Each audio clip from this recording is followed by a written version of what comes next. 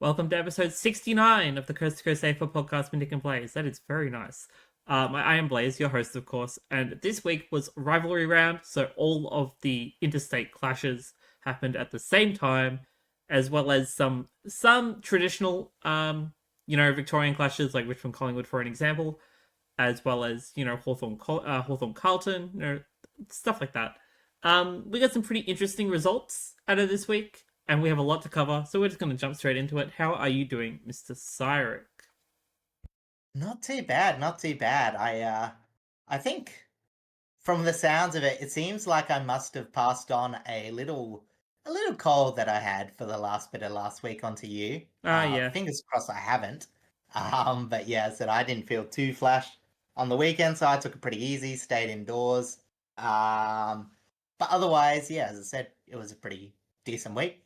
Pretty mixed bag. It wasn't just the football. I listened to a bit of the Hottest 100 countdown of all Australian songs. Mm-hmm. Absolutely heartbroken that Insatiable by Darren Hayes didn't make it. Cried the whole weekend. But A apart real from that, tragedy. real tragedy.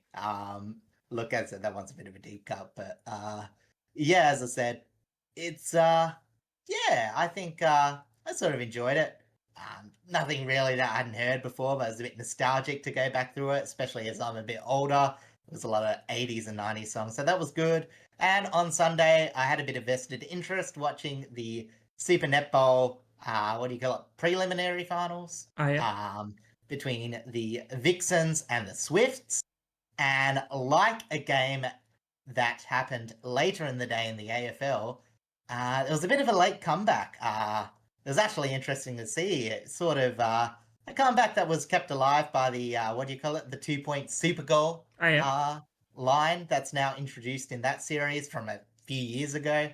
So it was interesting to see that play out in a game. I haven't really watched that many netball games apart from the occasional Fever game, and I'll be looking forward to seeing next week when the Fever take on the Vixens Yeah, very exciting stuff. in the grand final. Yeah, and it's good to see crowds are pretty good in it too. As I said, there was a game before that I was tempted to go, but the crowds were pretty packed, and there wasn't really that many seats that I thought were decent enough price. Only downside is pretty expensive since it is a shorter game. Yeah. I want to say it's a bit shorter than basketball. I might be wrong, but yeah. So, but apart from that, fantastic, great vibes.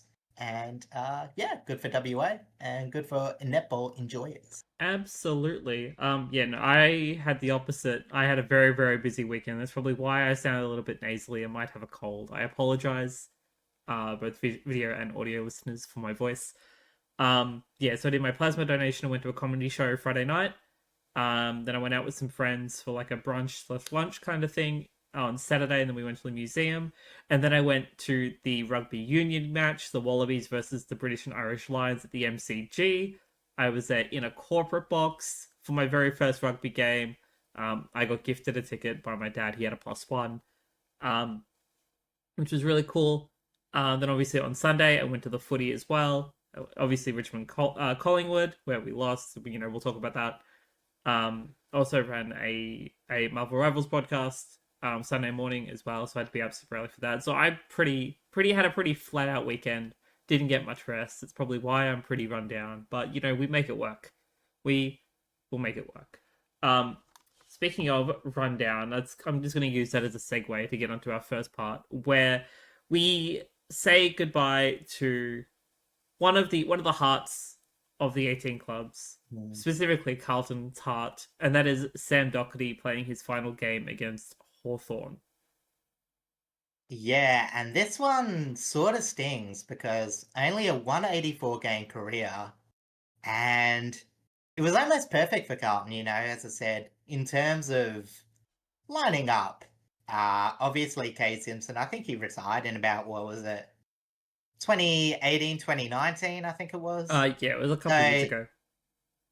It was one of those things where Sam Docherty taking that Kay Simpson reigns, it would have been something that for the majority of the time since he went from the Lions to the Blues, they would be banking on. He pretty much had an instant impact when he was traded. I should say he was initially a high pick for the Lions.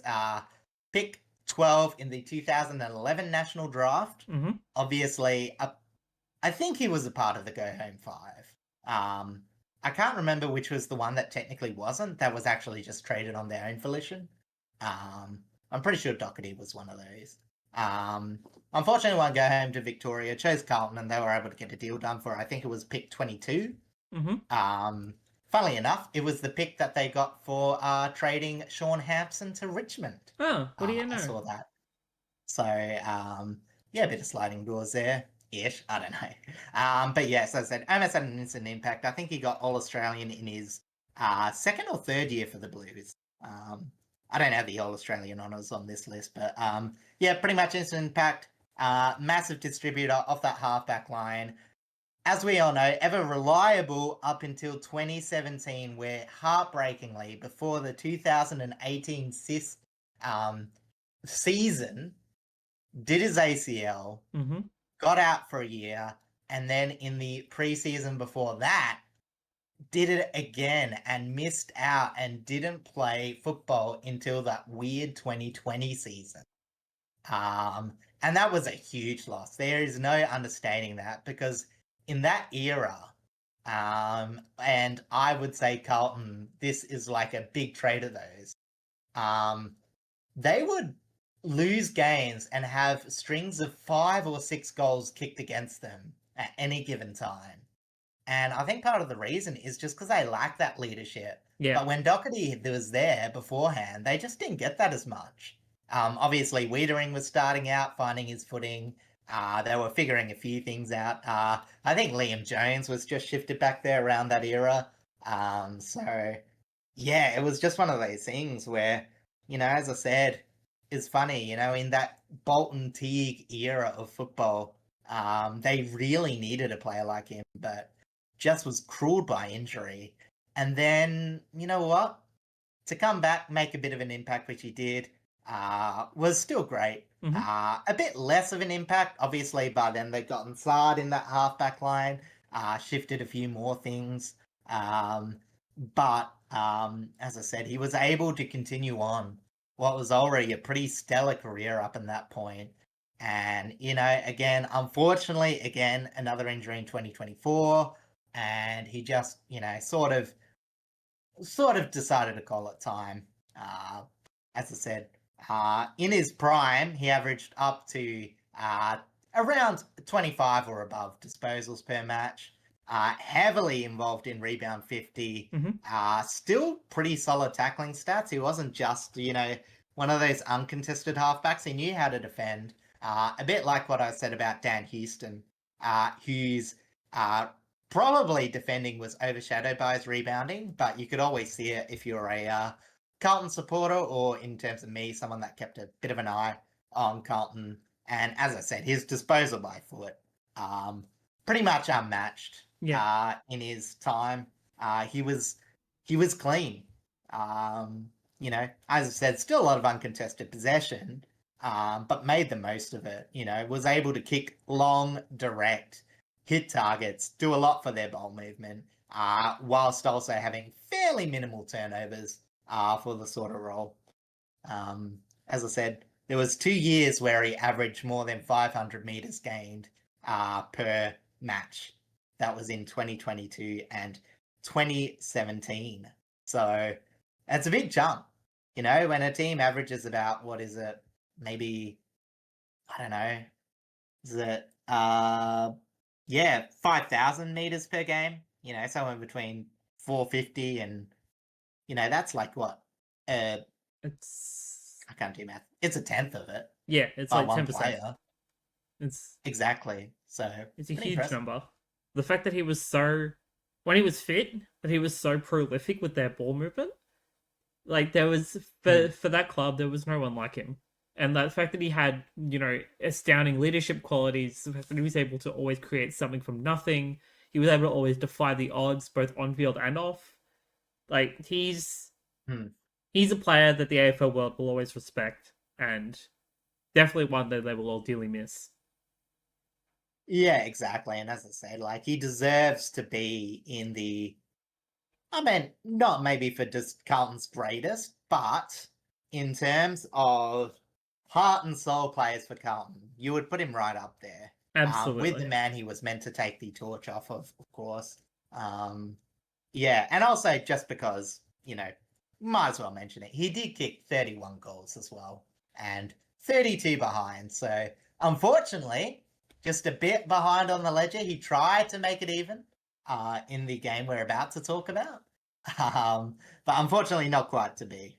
Um, Yeah, it's he was even at one point during the game we're about to talk about, but then he had to kick another behind. So Yeah, it's a bit heartbreaking like that, but as I said, not really his forte. It was just fun to see him. A lot of those goals would have been running off halfback. There was a time where it was that rebound 50 kick.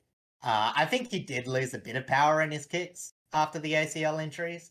I think that's why his goal kicking dropped off a touch. Mhm. Oh, sorry. But yeah, as I said, I say that he kicked 8 goals in 2023. That was his prime year. So yeah, as I said, it was very sporadic in that account. But as I said, in all other aspects, as I said, one of those aggressive rebounders that still managed to keep himself accountable in defense. Yes, absolutely. So we do salute you, Sam Docherty. You will be missed by both Carlton and the AFL world alike. But unfortunately, we do now have to talk about the game that you were farewelled in. Although it has been Mm, confirmed that he will get a proper farewell at their next home game, which I think is this week. mhm. I can't remember.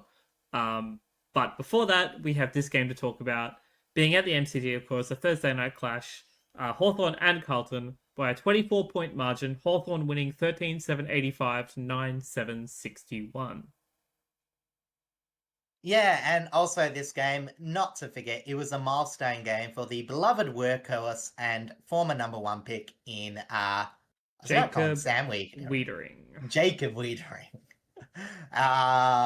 Yeah, so you know, unfortunately early on it looked like it was gonna be another embarrassing Carlton performance. Very, very lackluster in the first quarter. A complete lack of pressure let the Hawthorn outside run stomp all over them and led to a ruthless conversion inside 50. Mm-hmm. A score coming from 70% of entries in that quarter and 6-goal-1 scored overall.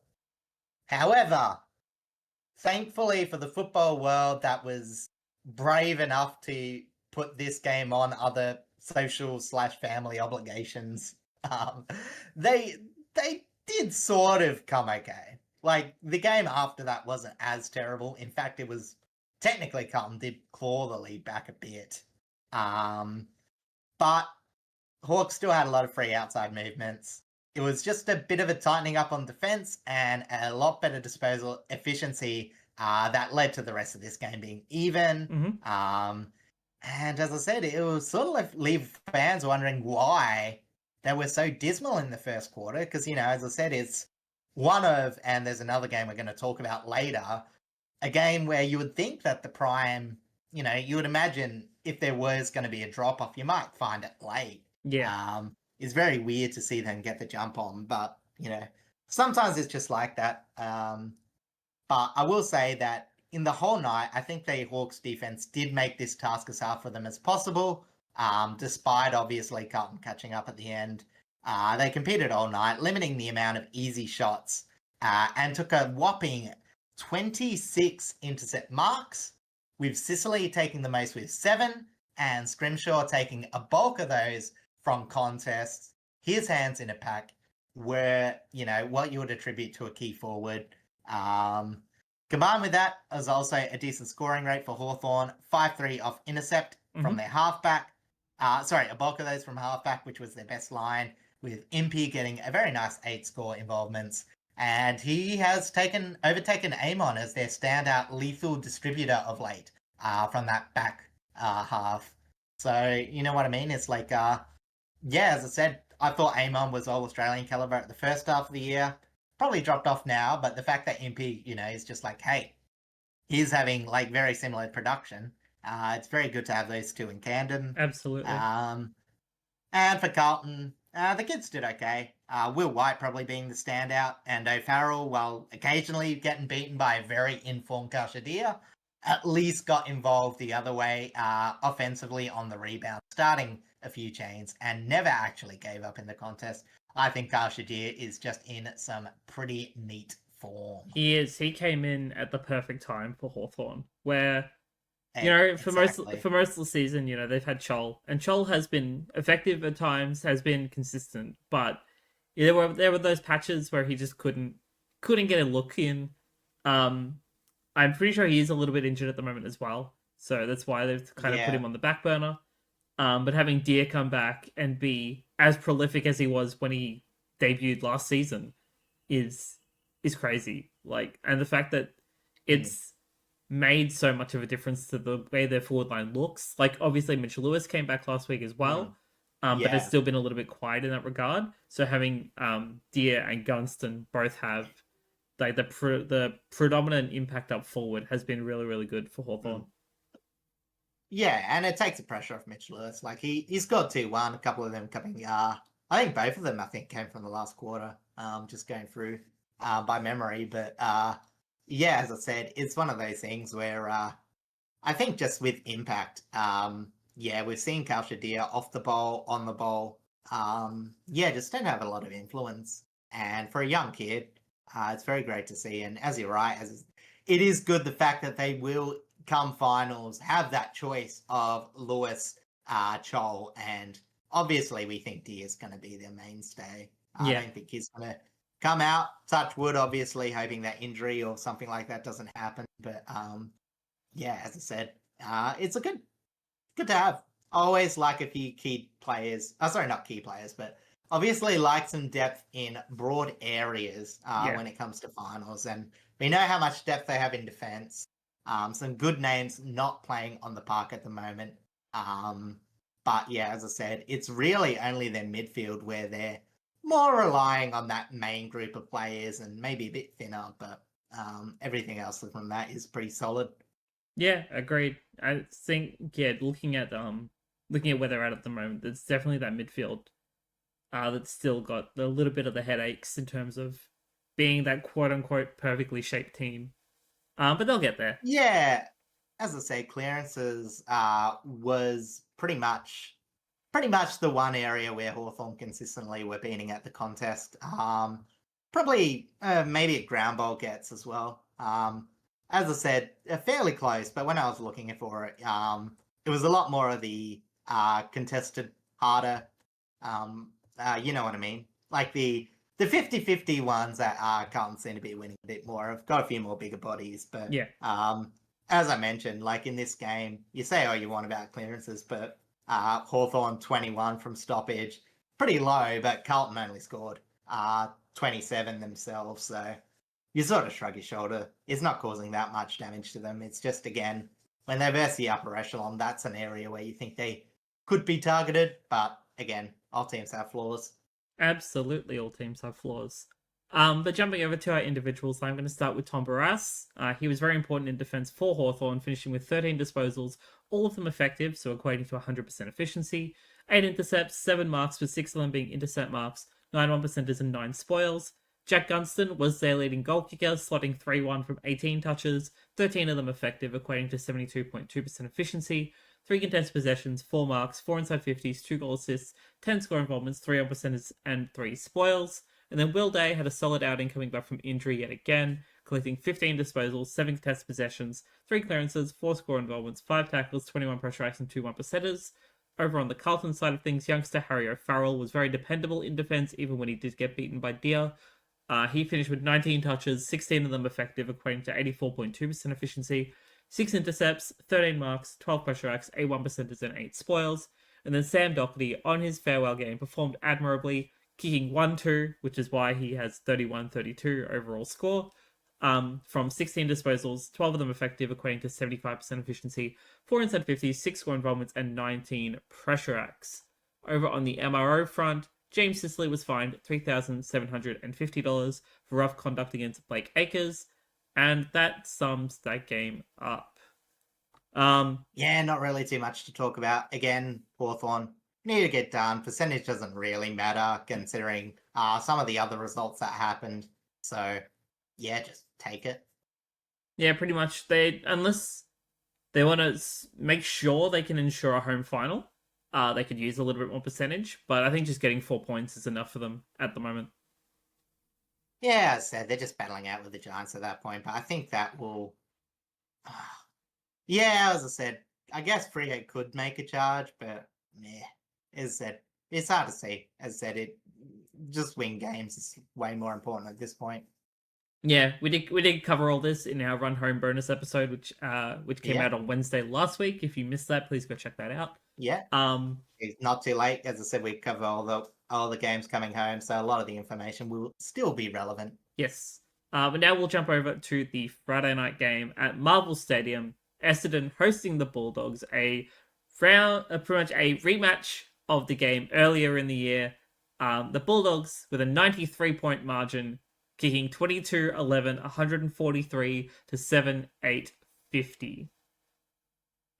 Wasn't the worst margin of the round. Can't exactly call this a valiant effort though. Yeah, Bulldogs trying to make sure that percentage is not a factor when it comes to making the finals. It's such a comprehensive performance and a season high 82 points from the back half, an area which the Bulldogs don't exactly excel in, as this was 23 points higher when they beat the equally porous North in a shootout. Mm-hmm. And that's, specifically points from the back half. So this is a game where Essendon just conceded territory. Though it may not be as badly as the margin indicates, with only a 10 differential in inside 50. I say only. It was just a conversion of the Doggies, converting a lot easier set shots, scoring 18-6 from 24 set shots, whilst Essendon were constricted in their best area of scoring, getting 1-1 from 7 general play shots on goals. The Bulldogs got the most of what they love, and Essendon barely got the scraps of what they were best at.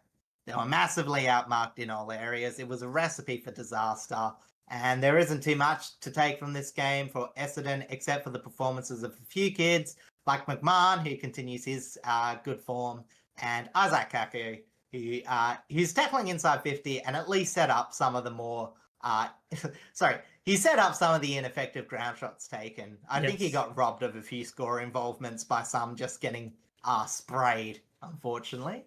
Midfield battle, it was okay. Durham had the most impact and bodied up well, whilst the move to put McGrath in the centre consistently for the first time this year paid off. He provided good linking hands as they tried to find a balance in the absence of Caldwell, Setterfield, and Parrish. Yep. There's a site that you can look at called Centre Bounce Attendances. If you look at it and see the Essendon CBAs, you can see about like 7 or 8 players with the ambulance next to them. They are running very thin in that centre bounce. As I said, there's a reason why they're getting flogged by this much. I actually thought the centre performance, again with what I said before, was actually could have been a lot worse. But yeah, just to polish it all off. As for the Dogs, every area you expect to be firing was firing. I mentioned the goals of halfback. Defense didn't even need to be tested. And kids like Cleary, Sanders, Baker, Garcia, O'Donnell all featured pretty well. So pretty round win. Doesn't tell us much about the finals, but good to get it done. Yeah, absolutely. The Dogs just pretty much needed to get this game out of the way. They did that pretty convincingly. Like they're one of the, I think they're top 2, top 3 in terms of percentage in the top 8 at the moment. And obviously, they've got enough. Actually, they're still vying. Sorry, they're the team out of the 8 still, I believe. But they do have extremely high percentage. 4 points behind, I should say. Sorry, Bulldogs fans. Yes, but the percentage is extremely high, like comparable to like the top of the league. That would be third on the ladder in percentage. Yeah, so they just had to get this game out of the way, which they did very convincingly. And I don't think they didn't really come away with this with like any negatives. Some minor injuries, which I will talk about in a moment, but nothing too major, thankfully. So they should be good to go onto next week's game. As for the Bombers, they kind of expected this going into it. Let's be real. They did try a couple of different things. In some cases it worked, some cases it didn't. But there was just so much that you can't really handle all at once that the Dogs were throwing at them. Mm. And another game where Jordan Ridley goes down early. Mm. I I know it's hard because obviously their defense is riddled, but I reckon just shut him down. It's I know they don't have that many people back there, and it might make the last few games ugly, but at this point, I think you just gotta go to next season. Yeah, I don't think he should. I don't I know. don't think he'll play the rest of the season, and they need to give him a full preseason to get his body right. Yeah, exactly. And Um, as I said, yeah. uh, So I put will. some put some what do you call it on the effigies? Sprinkle some herbs. I What do you call it? Start the rituals to try and create a conventional isn't working. You summoning got to go to the circle. witch doctors eventually. Yeah, exactly. All right, let's jump over to our individuals, starting with Riley Garcia for the Bulldogs. He had a very solid outing, finishing with 19 disposals, 17 of them effective, equating to 89.5% efficiency, 6 contested possessions, 5 inside 50, 6 clearances, 7 score involvements, 4 tackles, and 16 pressure acts. Lachlan McNeil was had a really solid game as a pressure forward. He collected 7 touches, three of them contested, 6 tackles, with 3 of them inside 50, 20 pressure acts, and 3 1%ers. And then Spearhead Aaron Norton had an absolute field day, kicking 7-1 from 15 disposals, 12 of them effective, equating to 80% efficiency, 8 contested possessions, 6 marks with 5 of them inside 50, 2 goal assists, 11 score involvements, and 13 pressure acts. Side note, Sam Docherty kicked 6-2 with 12 score involvements as well, so both of the big men had outstanding performances up forward. As for the Bombers, Isaac Keiko was very good with forward pressure, kicking a goal from 7 touches, 5 contested possessions, 3 score involvements, 5 tackles with all of them inside 50, and 19 pressure acts. And then Dylan Shield also had a solid outing. He's kind of been a little underrated this season, but then again, the Bombers just haven't really been very good. But he finished with 29 disposals, 8 contested possessions, 5 marks, 4 inside 50s, 8 clearances, 6 score involvements, 4 tackles, and 20 pressure acts. He was injured for a while, which is why he's been a little underrated. But Yeah, I think it's just like one of those players that sort of, I guess, lost a bit of usefulness. Like the Essendon didn't really know how to use him, and obviously he's only played 10 matches this year, but he's sort of one of those things where it's like he hasn't had as many possessions as other years, but it felt like he's, um, it's just body in the right area sort of thing, making up for where they're lacking in the youngsters department. So even if it takes away from his game personally, adds a bit of value in terms of like the net, um, you know, adding a bit of support to help the others shine, which is what you want to do as a veteran in a side like this. yes, It can't all be absolutely. about yourself. So, yeah, as I said, I think he's had a pretty great year from, being a bit in limbo Mm, in recent times. I agree. Then yeah, just on the injury front, Jordan Ridley going down early with hamstring tightness. Yeah, it's a little concerning because he is one of their best players, but he's so injury prone that they need to kind of give him the time to get his body right. So hopefully this will be the last that we Mm. see of him for the year, just so they can give him that extra time, get a full preseason into him, and then hopefully play all games in 2026. It'd be nice.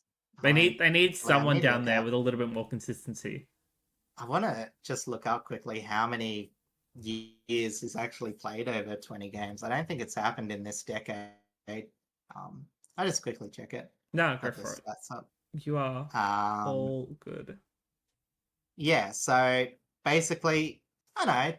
So his years have been 3, 6, 17, 22, 20, 17, 9, and 10. So, yeah, very up and down there. He did Only have a. really the 3 years. It sounds like it sounds like he did have a good run of games at some point, but Taylor's Oh, I just mean, he haven't been was good one so of the far. best. He was one of the best rebounding defenders that can actually defend in the competition. Well, he's not even really a rebounder. He's just, as I said, goes on tolls, but you can still run the ball through. So, Yeah, uh, yeah. fair enough. All right, let's jump over to our second Friday night clash, and where the start of the big rivalries happen for the interstate clubs, because we're heading up to Sydney, where the Giants host the Swans for the next Mm. battle at the bridge. With a 44-point margin, the Giants won 15-12, 102 to 8-10, 58. Yeah, in a round of thrashings, it looked like this game was going to be a blowout at half time, as you can indicate by the scoreline. But amazingly, it was actually the Swans up 7-8 to 3-4 at halftime as GWS looked anemic, struggling to move the ball from the back half, whilst also losing clearance and territory, not getting shots from their forward 50 entry. All those problems, they were pretty bad. Despite losing McLean early to injury, Hayward was lining up the forward line with 3 goals. Tapley was getting involved, and it was mainly a good intercept game for the Swans that were generating a lot of their scores, a lot coming from forward half turnovers. As I mentioned, GWS had a lot of difficulty moving that ball in the first half. Then at halftime, professional schoolyard bully Toby Green called Tom Papley fat, and despite that being ill impact on the game, it was apparently all the Giants needed after halftime, as they had an obscenely overpowering third quarter, probably the second best quarter of the round. And Sydney getting their last goal of the game at 2 minutes and 35 minutes into the third quarter. They flipped the script in terms of forward half turnovers, and scoring from the back half also got a lot easier. Callaghan flicked the switch to having just an okay game to absolutely torching the Swannies, sparking the Giants with their first goal to spark the comeback. And it seemed almost every touch of Cornelio and Darcy Jones, who was actually probably one of the better performers in that first half for the Giants, were resulting in someone scoring. Aaron Cadman continued his growth, roaming up more as a marking target while still finding a way to impact content deep. Wasn't just his contested mark. There was a few important spoils, bringing the ball to ground. That really helped them out. And it felt like there was nothing that the Swans could do, which was pretty good because they basically did nothing for the last half. So there was no energy where. Yeah, it was such a weird kind of clash, because normally these games are a lot closer, especially in that second half, especially. But the Swans Yeah. kind of just stopped. Yeah, and it's like against the narrative because you would think maybe, okay, GWS. And again, I'm not huge into, like mindset, this team's got the wood over us, they're going to get us again sort of thing. But psychologically, when you do get behind and you have that record, it does go against you. So you thought, okay, it's just a bad performance. They happen. GWS has had a pretty good run up until that point. Mm-hmm. You think, oh, well, just, try and fight back, try not to make the game a complete write off. And yeah, as I said, it just absolutely switched. And, I know GWS are really good, but I was just amazed at how bad the Swans dropped off the contest. Like, there was a few players trying still. I think Mills probably was the only one I would say was a 4-quarter performer.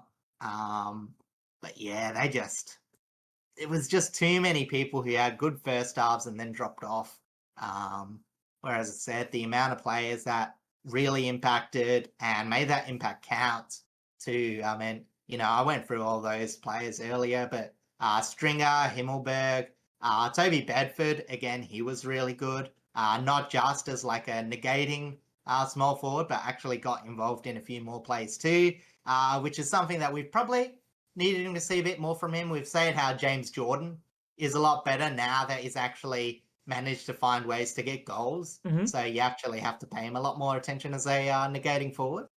And Joe Fonte as well. I thought he had a moment. So I've forgotten who you put in the list. So apologies if you're, some of those are who you cover. But yeah, it was pretty comprehensive, a performance, where, as I said, there was just so much by the Swans. Yeah. Yeah, it was just, again, like 1 goal in 2 quarters for a team that has their season on the line. It was just, yeah, not good enough.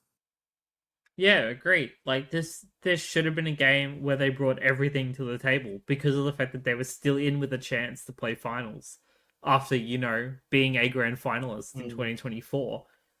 And this is just, despite the past couple of weeks where they've looked really, really good, again, Brody Grundy, basically all Australian form, and leading that pack, Isaac Heaney having standout stellar performances. There just wasn't really all that much in it in that second half. Like they did perform in Yeah. that first half, but it's like everyone apart from like a minor handful, like just didn't really want to play anymore. It was weird. Yeah, I will say, Brody Grundy, I think he all day had the wood over Kieran Oh, Briggs. I will 100%. say he's the other forwarder. That I agree. I forgot to mention that, but yeah, no, as I said, the rest, and even you know what I mean. As I know, I guess it does also highlight again how hard it can be sometimes when you don't have those conventional forwards. Because as I said, again, missing Hayden McLean, missing Amati. Papley's playing, but as I said, he hasn't quite gotten together 4 quarters yet. So, yeah, as I said, Francis being that makeshift is a pretty big drop off. You don't want your second best forward being Aaron Francis. No. Good to have around. I'm not saying like write him off, delist him, but you know what I mean. It's just not going to be good 9 out of 10 games. Yeah, agreed. Like he's not exactly the first player that comes to mind when you think Sydney forward line. I mean, you just compare the forward lines. As I said, you've got Aaron Francis and 5 minutes of Hayden McLean. Oh, and Jack Buller. He's a young star playing, and he's been trying. True. I'm not going to knock a youngster's effort like that. But again, Callum Brown, Riccardi, Cadman, Hogan, Cadman, Stringer, and Hogan. Well, Stringer's not at all. Stringer's But, I mean, even he takes marks inside 50. He's so, also a mid forward, so he kind of takes that floating role. Yeah. He's got that ability and plays deep as well. So if you're talking about deep threats, yeah, I don't need in the mix. And as I said, all of Sydney is coming in, and once the Giants had set up, as I said, just dries up instantly. So as good as your outside game can be, as good as your midfielders can be in the first half, we can see why it's so important to have that variety. And it's that stark difference because, as I said, when everything's going perfectly in a season like last year, you can get. But once you start getting injuries, once you start fielding, putting even more underdone players in an already thin line, you can really see results like this start to show up. Yeah, absolutely. So I'm going to jump over to our individuals, starting with the Brett Kirk medalist for this clash being Finn Callaghan. He was absolutely incredible, kicking a goal from 21 disposals, 20 of them effective, equating to 95.2% efficiency, 5 contested possessions, 6 marks, 6 inside 50s, 4 clearances, 2 goal assists, 7 score involvements, 5 tackles, 14 pressure acts, and 667 metres gained. Stephen Cornelio played a strong game, finishing with 19 touches, 10 contested possessions, 4 inside 50s, 5 clearances, 8 score involvements, 6 tackles, 17 pressure acts, and 425 metres gained. And then Harry Himmelberg was all over the ground. Absolute superstar for the Giants, kicking a goal from 23 disposals, 21 of them effective, equating to 91.3% efficiency, 4 contested possessions, 8 intercepts, 11 marks, with 4 of them being intercept marks, 3 inside 50s, 4 score involvements, 3 1%ers, 2 spoils, and 461 metres gained. And then rising star Joe Fonte performed really, really well, collecting 14 touches, 11 of them effective, equating to 78.6% efficiency, 6 contested possessions, 5 intercepts, 2 1%ers, and 2 spoils. Will Hayward for the Swans stepped up when he could, kicking 3 goals from 9 touches, all of them effective, equating to 100% efficiency, 3 contested possessions, 5 marks with 3 of them inside 50, 4 score involvements, and 15 pressure acts. Then Errol Goulden, he was probably best on ground for the Swans. I'd say Brody Grundy was probably the only other argument, really. Unless you have a third candidate. I still think Mills over Gordon, but I mean, as I said, he would be in the conversation. I did think he dropped off a bit. He was one of those first half. But that was my impression from lightly watching the match. So yeah, that's fair enough. So Golden stats were 32 touches, 10 contested possessions, 8 marks, 4 inside 50s, 5 score involvements, 12 pressure acts, and 427 metres gained. On the injury front, Josh Kelly was subbed out with calf awareness. And considering he's been in and out of the side all year with leg issues, it was best to put him on ice almost immediately in that regard.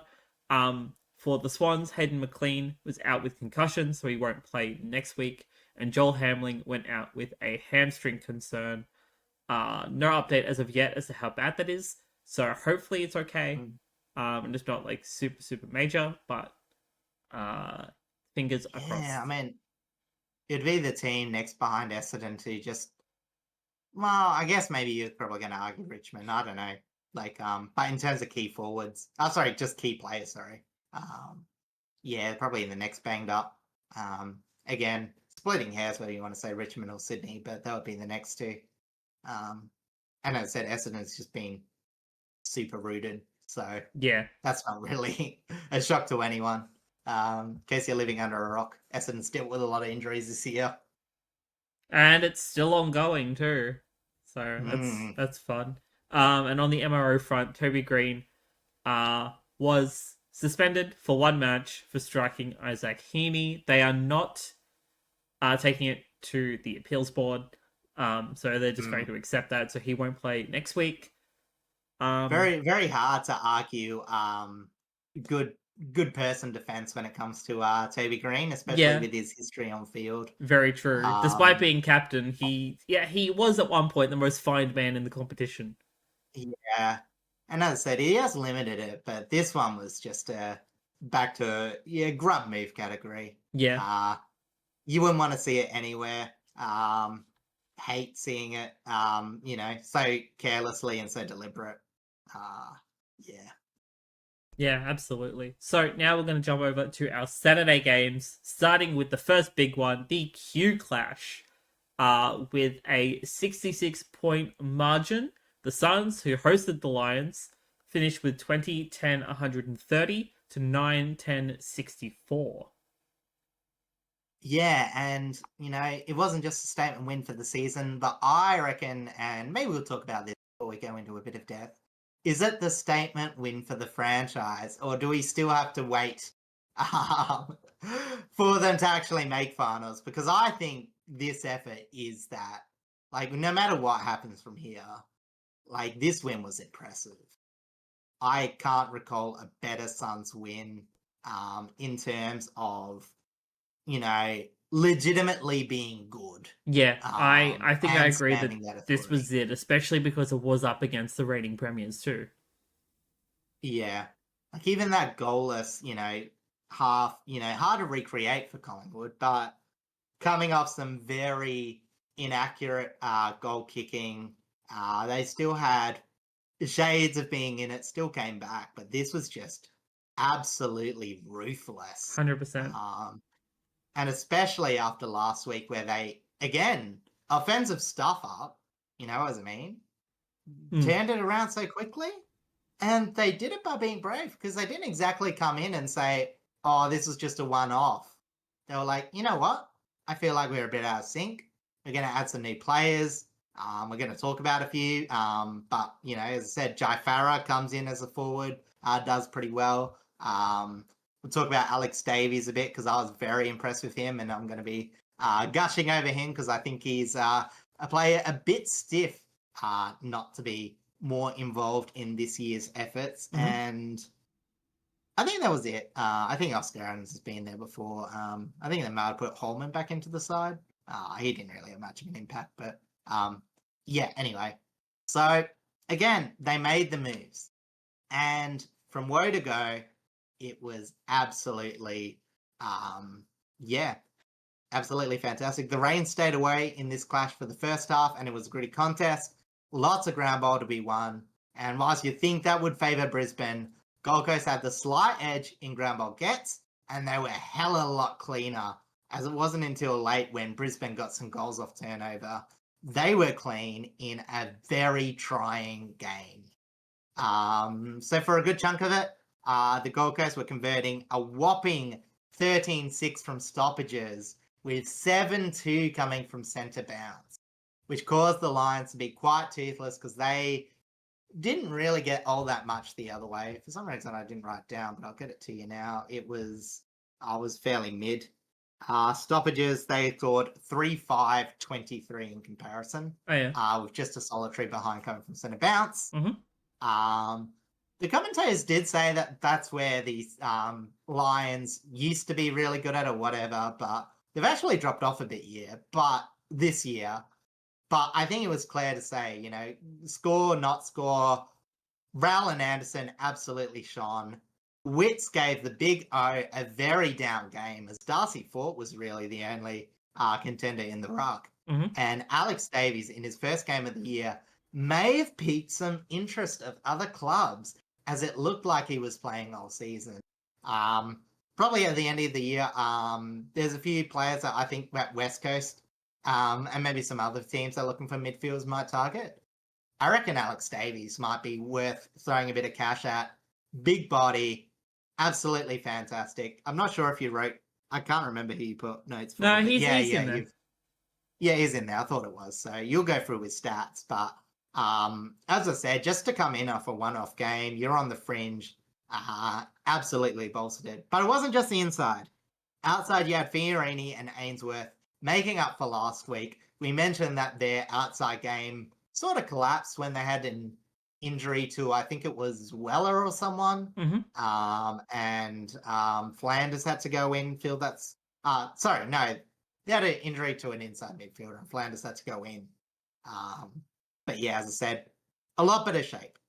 And you would be remiss in thinking that Brisbane's midfield looked second-rate by comparison. While it wasn't bad, it was definitely just a performance. Again, all the lines for the Lions looked off.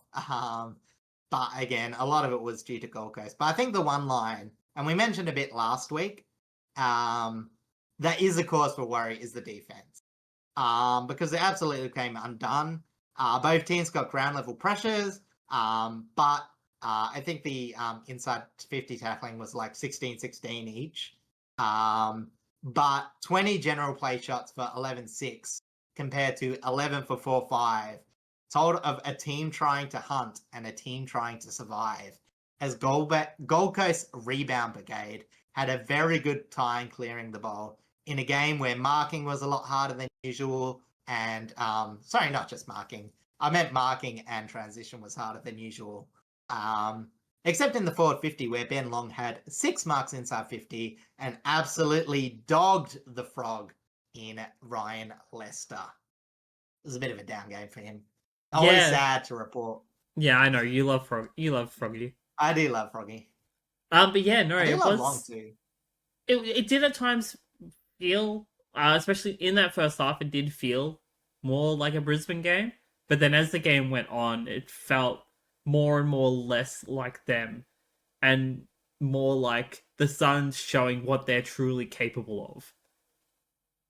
Yeah, I mean, I guess the thing is it was that second quarter, but it was that second burst by Anderson that really took a game apart. Second quarter burst, sorry, that was the words I was trying to say, where I think the sequence was Noah Anderson clearance, kicks a goal, Noah Anderson clearance, kicks to Ben Long, he slots a goal. And that's a 2-point swing. Like, it would have been 4-8 margin, still bad. 8 goals to 4 in terms of Gold Coast, which, bad, but you can still come back from that. And then, as I said, Lions only kick 1 goal 2 for the next quarter. Suns kick 5 goals 3, and they kick another healthy 5 goals, and Lions just couldn't catch up at all. So, as you mentioned, that last half was pretty bad. But yeah, as I said, it was more just the way they went about it. As I said, it's very rare for the Lions to be diced like that in the center square. Again, I did mention how they score less from it, but they don't often concede that much from stoppages. Not in the way that the Gold Coast were doing it anyway. And it was, as I said, strange to see. As I said, still stats were okay for a lot of the midfield brigade for the Lions, but defensively they were just absolutely outmatched. Yeah, the reintroduction, because he was out with injury, of Sam Collins in the Suns' defense definitely made a huge difference. He's Yeah, I always guess. been one of their best down there, and it was good to have him Mm. back. Yeah, I guess that's the thing that I really didn't, put in the notes, but you know what I mean? And it's like, as I said, still chucking a bit of experimentation down there, obviously with Oscar Adams. I'm not actually sure who he's in for. I know, as I said, Gold Coast do some weird things with some key defenders, but they do like to, They do. um, what's his name? Um, Andrew? Collins. Oh, Collins has the main one-on-one, and Andrews intercepting, and Andrews has been a bit up and down this year. mm-hmm. But I thought he did a pretty solid job on Hipwood. Yeah. Had again, does still lose players occasionally, but at least they're losing him up the field rather than down deep. Yeah, agreed. Yeah. So I am going to touch on the individuals, starting with McAndrew. Speaking of, he was an absolute pillar in defense this week, finishing with 18 disposals, 15 of them effective, equating to 83.3% efficiency, 6 intercepts, 4 marks, 14 1%ers, and 14 spoils. Ben Ainsworth had an important game, kicking 3-1 from 27 touches, 23 of them effective, equating to 85.2% efficiency, 8 contested possessions, 5 inside 50s, 3 goal assists, 12 score involvements, and 447 metres gained. And as we were talking about, youngster Alex Davies looks absolutely dangerous and very, very threatening, collecting 30 disposals, 83.3% efficiency on that. For some reason, I didn't write the number. I might have been just out of it for that brief moment, but that's okay. 16 contested possessions, 5 intercepts, 4 inside 50, 6 clearances, 9 score involvements, 10 tackles, 26 pressure strikes, 11 ground ball gets, and 336 meters gained. But he was not the Marcus Ashcroft medalist. It was Matt Rao, and I didn't write down his stats, so I'm going to read them off of the actual sheet itself. He finished with 37 disposals, 24 of them effective, equating to 64.9% efficiency, 23 contested possessions, 4 intercepts, 4 marks, 7 inside 50s, 15 clearances, 7 center, 8 stoppage, 10 score involvements, 12 tackles, 29 pressure strikes, 4 1%ers, 16 ground ball gets, and 730 meters gained. Yeah, it's pretty crazy how most of the tackles in this game literally came from 3 players. Yeah, Matt Rowell with 12, Alex Davies on 10, and Josh Dunkley with 14. It was, there's a few players with over 5. Bailey Humphries had 8, but not much else. So. No, yeah, I mean, and this is the aspect of his game that he's been really, really working hard on this year, is his clearance, he's being able to blend together his clearance work and his pressure work. And I think this is a really solid culmination of that. Yeah, and it's like so hard because it is tough to do. Be that defensively responsible player, but also rack up the pill. It does mean every contest that you have to go to, you do put a lot more extra thought into, am I going to win this? Do I need to put the pressure on? But obviously, time and time again, is just making the right moves. Not that was ever an issue before, but I think with their structure, they just were like, okay, Noah Anderson, you take clearances, And again, it was all right for a season, led to a lot of dunk kicks, Anderson getting a lot of stats, not much impact from them. Where now we see the balance of when Rao can distribute to Anderson with a bit of space, fantastic. Noah Anderson can still win a few clearances of his own because he's a very talented player. Lock in for Australian this year. I reckon still Brownlow favourite in my mind. And yeah, as I said, it's just made the clearance work by the Gold Coast so much better than last year. It's night and day if you look at that mid-forward connection to what it was last year. Yeah, absolutely. Jumping over to the Brisbane side of things, though, Darcy Wilmot moved the ball well, finishing with 20 touches, 18 of them effective, equating to 90% efficiency, 5 intercepts, 6 marks, 3 score involvements, 4 tackles, 22 pressure strikes, 2 1%ers, and 554 metres gained. And then co-captain Lockie Neal kept the team in it when he could, kicking 1-1 from 36 disposals, 18 contested possessions, 8 intercepts, 4 marks, 4 inside 50s, 3 clearances, 7 score involvements, 5 tackles, 25 pressure acts, 17 ground ball gets, and 412 metres gained. On the injury front, only one injury to Brisbane's Connor McKenna. He went out with a hamstring concern. And on the MRO front, Ben Ainsworth was fined $2,000 for rough conduct against Jasper Fletcher, and Josh Dunkley was fined $2,000 for tripping Noah Anderson. Yeah, still no contact with the umpires yet. It's good to see. Um, honestly, The Sunday ones haven't come through yet, so we might get surprised there. I'm pretty sure I saw mm, one happen on the Richmond Collingwood oh, game, so I'll see if it got reported. yeah, I only watched the Sunday games in post, as I had mentioned before. So we'll see. We'll see. It might be a bit of excitement to finish off again a round dictated by a few floggings. Who Um, knows? But now we will jump over to our next big Sunday clash, being one of our favorites. It's the Western Derby, hosted by Fremantle this time, with their 49-point margin. Freo winning 18-18, 126 to 12-7, sorry, 12-5, 77. yeah, and I think honestly, in comparison to everything that happened this week, I think the Eagles will come out saying, "Yeah, could be worse." Hard to say in a 49-point thrashing, where Harley Reid does go down, possibly for the season. But a massive 40 shots to 20 meant that the Eagles were glad that their efficiency and their Dockers' inefficiency kept the margin closer until the Dockers kicked a pretty comprehensive 8-2 in the final term for the coup de grace on a skinny, statted Eagles side. And by that, I mean that the Eagles didn't really get that much generation going, despite the margin being respectable for 3/4. Early on, it was not the usual subjects. It was a few smaller brigade. Fast Freddy had a very bad game last week, started this game on fire. Hayden Young, we're going to talk about him a bit, and Murphy Reed, who really put the screws on the Eagle, as the Dockers Dolls again didn't impact till later in the game. Tim Kelly earned his way back into the midfield, and centre stoppage work was pretty okay for the Eagles in the most part. But it was just the general play stoppages where it hurt for the Eagles. They lost 31-13 and conceded 10-8 from that area.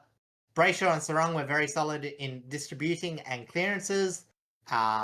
But for his half of the game, the impact of Hayden Young was absolutely incredible, as it felt like his limited time was helping the midfield and forward group. Mm-hmm. He also actually had a very good mark in defense, so probably could also say the defense. And yeah, it was just another game where Freo didn't have great ground level forward stats, yet produced a lot on the ground up forward. A lot of good general play conversions, some from free kicks, some from stoppages, but yeah. Now for the Eagles, they looked okay. Only really when Freo were mucking around with accuracy for periods, though, that the game really opened up. As I said, I think the Eagles also scored a bit in that last quarter as well. Freo sort of let a few more entries in, got the maximum amount of value for that. So yeah, for any other time though, they just didn't have the answers on how to effectively move the ball, as they were getting smashed. And if they dump kicked it, it was just going to go to a ball up. Mm-hmm. And, Freo were smashing in that area. And the shape really allowed their back half marks. Sorry. Their Freo shape allowed their back half to get marked from the long dump kicks that were coming from the Eagles half back to midfield region. Yeah. Sorry. No, you got there. You're good. But no, yeah, it's Yeah. it was definitely not exactly a surprising outcome. Everyone knew that, Freo vying for finals, they were always going to make this a win for them no matter what. But the fact that the Eagles, for the most part, still kind of made it competitive, and Yeah. besides from not having many choices in terms of ball movement, like still giving it a fair old shot, giving a couple of their mids and their forwards some time to shine, as much as their defense really did cripple a little bit without Harry Edwards out there.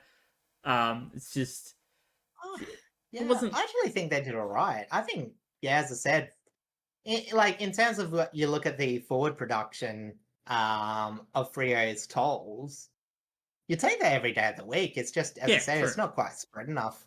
Um, Obviously, Patrick Boss scored 3 goals too, but that was very late. Amos, again, probably the biggest matchup that was lost, but still kept Tracy fairly quiet. So I said not all bad, but yeah, as I said, just tough ask. Oh, Again, when you're playing yeah. a player like Rep Bazzo in defense, probably not going to be like a future long-term player. From what we've seen, they've still got a fair bit out of him. Like there's enough, and we're going to obviously talk about it with the games to come. When you're looking at the players on the field and the defensive output, I would argue that this effort was a lot better than the game we're going to talk about next, I think. I've forgotten the game order, but I think it's next. Yes, it will be the next game. But also, my other point was also, West Coast didn't allow their crosstown rivals to just rack up percentage. True. Which was also admirable, and unlike another team that's playing in games we're going to be talking about. Also oh true. boy. Also true. Let's go to the individuals though.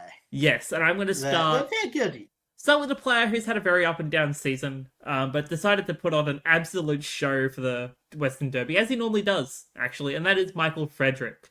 He kicked 4-1 from 10 disposals, 5 of them contested, 3 marks, 3 inside 50s, 8 scoring involvements, 11 pressure acts, and 333 metres gained. Luke Jackson was a dominant force, getting 12 hitouts, 3 of them to advantage, with obviously Sean Darcy being the main ruck in this outcome. And he also kicked a goal from 21 disposals, 19 of them effective, equating to 90.5% efficiency, 9 contested possessions, 5 marks, 5 inside 50s, 6 clearances, 8 scored involvements, 4 tackles, 23 pressure acts, 2 1%ers, and 2 spoils. Then the Glenn Denning Allen medalist Hayden Young was one of Freo's best, kicking 3 goals from 23 disposals, 17 of them effective, equating to 73.9% efficiency, 9 contested possessions, 4 marks, 6 inside 50s, 7 clearances, 8 score involvements, 2 1%ers, and 559 metres gained. Over on the Eagles front, Tim Kelly fought hard in the middle. He kicked 2 goals from 26 touches, 19 of them effective, equating to 73.1% efficiency, 16 contested possessions, 4 inside 50s, 8 clearances, 7 score involvements, 14 pressure acts, 13 gravel gets, and 336 metres gained. And then young defender Rhett Bazzo, as we had briefly just mentioned, contended as best he could against the 3-pronged hauls, finishing with 10 disposals, 5 contested possessions, 5 intercepts, 6 marks, 3 score involvements, 8 1%ers, and 7 spoils. On the injury side of things, Harry Edwards was a late change, coming out with a hamstring complaint. Hopefully it's only minor. And then over on the MRO front, Patrick Voss was fined $3,750 for rough conduct against Harley Reid. Yeah, I think the first 3 goals from this game came from off the ball turnovers. From, as I said, a bit of biff off the play. Did settle down a bit. Not so much for Harley Reid and Patrick Voss. They went at it all day. That sort of player I want to be stirring up personally. Sure. Respect to Reid though. He's definitely not a downwards puncher in a degree. Yeah. So it was very interesting. He did go down with a potential ankle injury, but it was like fairly late in the contest, I believe. Yeah, but as I said, unfortunately, maybe looking to be out for the rest of the season, if the early prognosis is to be true. Yeah. But yeah, as you mentioned, it was just, I never found any stat for it because there was a few people wondering this, but 57 time on ground to win a matchup medal, it's got to be going there for the least, surely. I would think so. Yeah. It's definitely something that you wouldn't expect from such little time on ground. To put it in perspective, Matt Owies 51% time on ground, subbed off, next lowest, and the other 2 with lower time on grounds were Neil Erasmus and Tyrell Dua, who were both subs. Right. So, it's interesting. That's for sure. Pretty impressive. Speaking of a game, this one not as interesting. It is North Melbourne hosting Geelong at Marvel Stadium with a 101-point margin. Geelong absolutely wiped the floor with the Roos, scoring 22-18-150 to 7-7-49. Yes, and I'm going to spoiler alert, because I sort of think there was a bit of theme between these two games, and not very good ones if you're both a Port and Roos fan, because it was 199 points. That was the combined margin that they both lost by. And in this game, it was a total capitulation of the back half in both transition and defensive structure, as North did nothing to prevent Geelong from going inside 50 a massive 77 times to their miserly 36 entrance. Blaze, quick math, what does that equal as a differential? I was not prepared for this. Like 41, Oh, something like that. 39, 41, somewhere around there. I yeah, think. it's 41. Yeah, there you go. That's good. For pressure, I'm actually pretty impressed. Sorry about that. That was a bit mean. No, you're right. You're right. Maybe I've gotten salty. I've still got a bit of background salt from writing these two. I was very disappointed in both of these matches. So yes, nearly a quarter of time and movement from the back half. Sorry, nearly a quarter of the time movement from the back half for Geelong resulted in a goal. So any change from the back half, 25%. Resulted in a score, I should say. And 11-13 was scored in the forward half of the ground. So Geelong had no problem scoring from anywhere. A bulk of them were from obviously back half turnovers, as alluded before. When it did go into the forward pressure, there was zero pressure as LDU, who was not having his best game, mind you, definitely not the worst, but wasn't quite going his way, was actually leading a lot of the stats, whilst everyone else had either 1 or 0. It was very similar possession, but when your possessions are chipping it around in a stagnant forward half structure up ahead, there's really not much you can, apart from wait till you can make an error and get a turnover goal, get scored against you, which, to be honest, for the North Melbourne half-back line, was a sign of mercy for Geelong, just to get the ball out of there. It was a dismal halftime result, and they came out with just 25% forward halftime in the third quarter. So they didn't even put up a fight after the halftime belting that they probably got. And averaged just 35% for the whole night. And that third quarter, as I mentioned, 0-0. It was bad. Yeah, it was not a pretty game, and just the fact that like there wasn't really any positives to necessarily or to really take away from this game for North does not help them No. like at all. Geelong, like we said when we were previewing this game last week, the Geelong just need to put their foot down and take the percentage if they want to try and take top two. And well, they did. 101 point margin is huge. Yeah, exactly. And okay, yeah, you did talk about the player that I think is pretty positive. I do want to talk about maybe perspective and players versus coaching. I didn't write in the notes because, I was wondering, again, I wasn't 100% sure you were going to come with me. Thankful for that. I do love a good discussion with you. Always. But yeah, there's been a lot of talk about Caleb Daniel, and I think this is the year that it's sort of been found out. Because last year I thought he was fairly mediocre. I wasn't that surprised he was dropped. I think even in my previews, I was like, I don't think Caleb Daniel is like a best 22 player. Mm. I'd be very surprised if they kept him for all of the games this year. But is David King did a bit of a drive-by on him in the posting, and I was a bit surprised by how bad he is. He is the number one player for conceding goals against taking the kickouts. So I think they said it was like 77 points against from his Yikes. kickouts being turned over, worst in the competition. But, and it's easy to blame him. And look, he has dropped. There's no doubt about it. Oh, yeah, 100%. We saw last year Dylan Stevenson, and even just from Collingwood to Geelong, Collingwood to North Melbourne, drop off massively in disposal. I think you've got to blame part of on the system because they have no movement from. Their marking on the wings is absolutely atrocious, and you just got to wonder, like, they don't have any contested mark players on the wing. They stand still. what are you going to do at that point? You know, like, there's not much to go to. And I think it goes back to Clarkson. I do think that this game in particular, and the fact that they're regressed from last year, Mm-hmm. definitely you have to ask the question on his coaching strategy, and not just whether he's going to coach next year or not, but why is this team going backwards in defense when you've had 3 seasons under your belt? Yeah. You've had, a bit of time to get players in that you want. As I said, it's not necessarily about Caleb Daniel itself, but it's who you choose to bring in versus others, versus where you've recruited. Again, there was another graphic about how North Melbourne are the only team to recruit under 10% of their draft capital in key position players, Mm-hmm.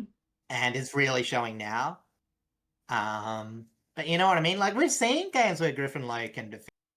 We've seen games where Toby Pink doesn't look too bad. And, like, this game, I'm not too sure. His stats were okay, but you know what I mean? Like, Yeah. clearly, he was the one on Jeremy Cameron. Okay, so you can't exactly say that,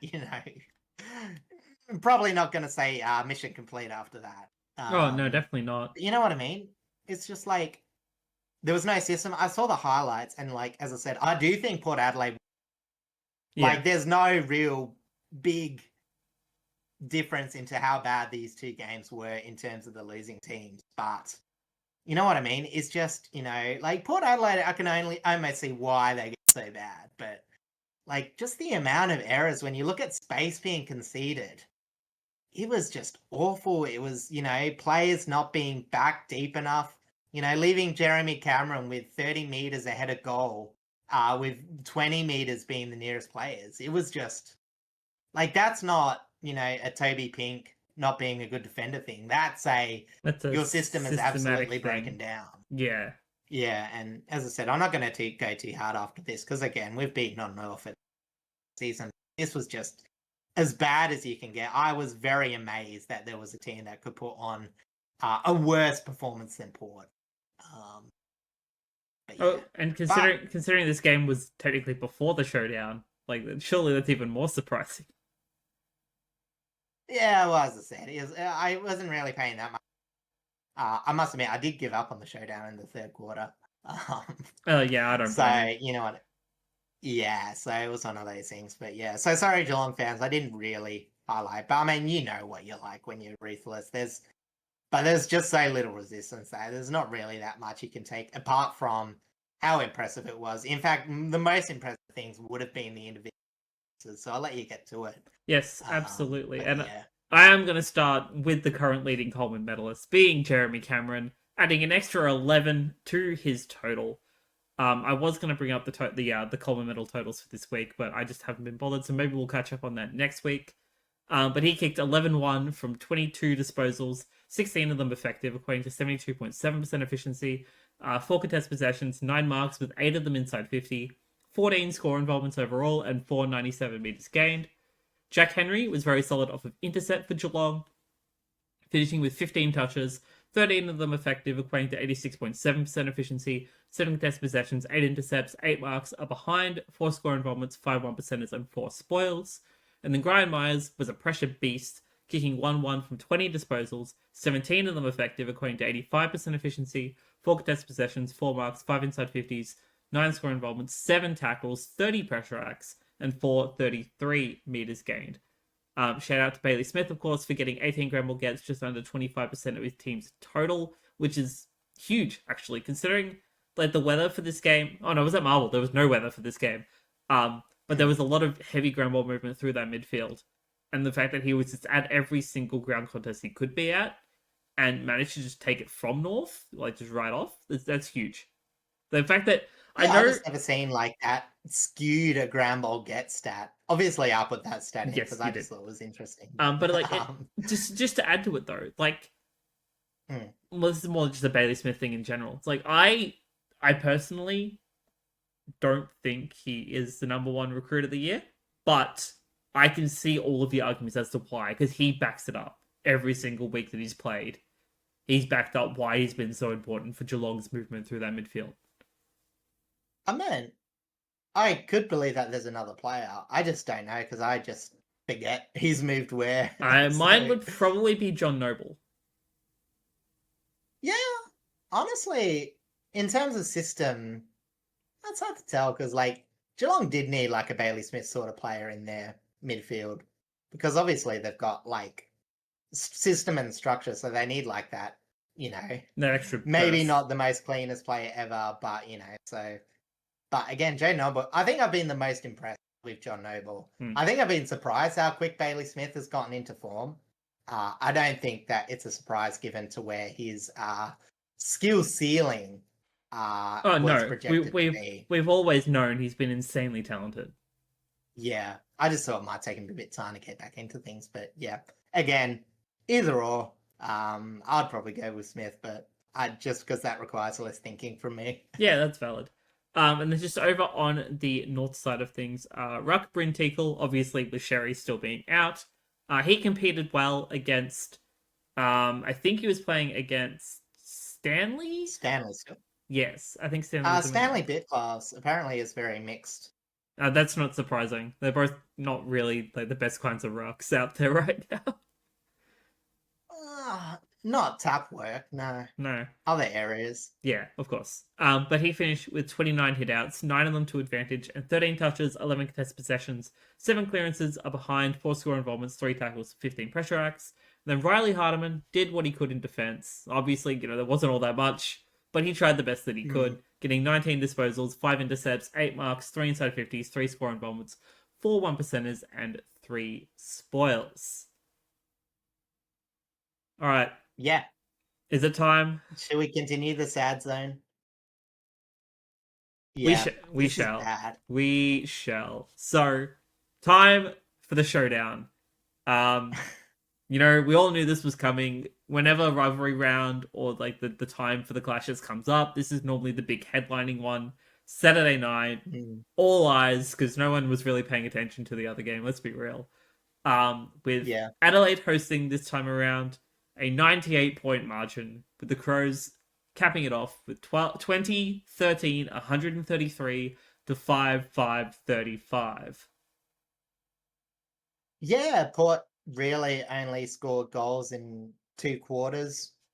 The game was surprisingly close in the first quarter. It looked like it would be okay. Even the second quarter was like, manageable. But the rain absolutely pelted down. And it washed away all semblance of hope. And if North game was a sin against defense, then this game was a sin against offense for Port, as the Crows absolutely tore them apart. Almost as if they were the one that were used to the rain and wet conditions that Port struggled with last week. I don't know how a team that made a fair amount of mistakes, it was still respectable in some degree, but, fair amount of mistakes, in the rainy conditions last week, goes out and does the exact same thing the next week and expect to be any chance of a contest. I think Adelaide probably learnt a lot more on video than they did on the ground. And it was almost poetic to start the game. Don't think I was going to gloss over this. Miles Bergman gets a clearance, got 50 metres from it, only to land in the breadbasket of, I think it was Lockie Fogarty. Now it was Fogarty. It could have been Tex. Yeah, it was Fog. Okay. As they kicked the wrong way for the first stat for Port to be negative, I think I said 50, I think it was 55 actually, metres gained. I think it was actually negative 60, which is even worse. Yeah, it could have been. I believe it. I just remembered it was roughly 50. So, despite their wayward compass, they still managed 43 entries inside 50, but converted that to a woeful 15 shots on goals. And there was a 7.8 chance that any chain of possession for Port would result in a goal. Absolutely miserable. Yeah. Talking about miserable, the conditions were absolutely dreadful. But no scoring from deep, as you would expect from this game. But with 96 intercepts, Adelaide turned that into 11 scoring shots for 77 points. And whilst the ground balls were similar, the tackling pressure meant that Port were going from ineffective handball to dump kick, as the Crows could at least get some form of outside game going. it wasn't like clean from back half to the forward half, but they could get good stoppages. And by that, I mean stoppages in area that in these conditions you would accept. Yeah. So dangerous areas, maybe 2 or 3 kicks from goals. They could get set up. And it's what they did, as they were pretty good in the clearance battle. And talking about clearances, again, the difference in impact between the winners of the team's clearances was absolutely staggering.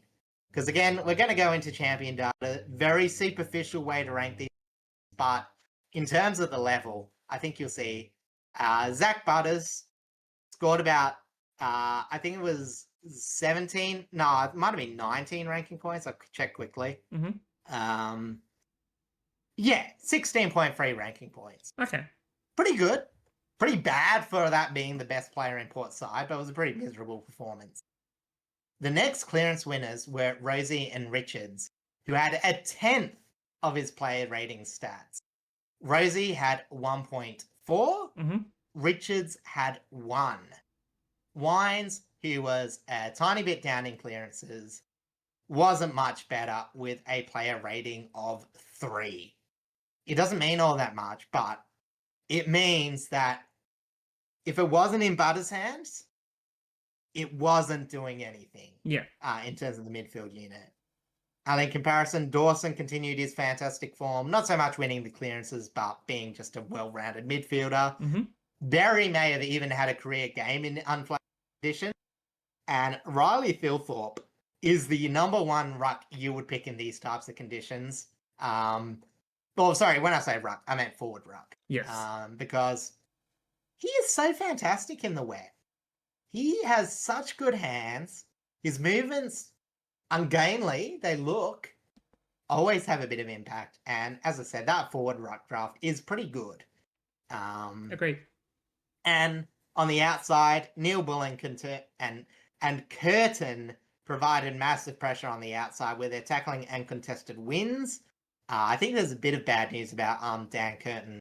I think he might have got injured or something, but I think you'll talk about that later. Mm-hmm. And really the only wins that Port were getting was Jones shutting down Fogarty early on, but a corky in the thigh ended that. And all of a sudden he was in the game too. So Port, they bowed out in the back half, 2-13, as they were at least somewhat close, as I mentioned earlier on, but absolutely dropped the ball for the last showdown for Kenny. And honestly, because we haven't heard the news now, I don't think it's going to happen. But really, you got to raise the question whether now would have been the time for a reset, because of all the things that Kenny's been good at, it's been getting his team up after a bad performance for these big games. Mm. Less so the showdowns, but for other teams, again, we've seen it for others. But if you're not going to get it up, you might as well just save the seats for next year. Put a few players on ice. I think Aaliyah needs to be put on because he's been good, but definitely a bit proppy. Mm-hmm. And yeah, as I said, it's just so hard to see what they can get from the last few games if they don't switch coach. Because, as I said, I'm fine. I mean, it doesn't bother me either way. Like, if Hinkley sees out the last 4 games, it's not going to make a huge difference to the future of Port Adelaide. No, I don't think so. As I said, I've been not an apologist to Ken Hinkley, but I've been appreciative to him. I just do think like now would be the time. It's just one of those things where it's like, you just need some sort of reset, because in this game, it really felt like old bears repeating for Port. It was the worst of the worst aspects of their last 5 years, all mashed together in one. 4 forward 50 entries. Their midfield not getting the ball, but doing absolutely nothing with it. Mm-hmm. And the exposure of their defense through turnovers in the back half and their midfield unit. Yeah, absolutely. It's like the entirety of Port's system that it had when they were briefly winning games, just kind of didn't exist for this at all, except for that first quarter. And even then, the first quarter was very hit or miss.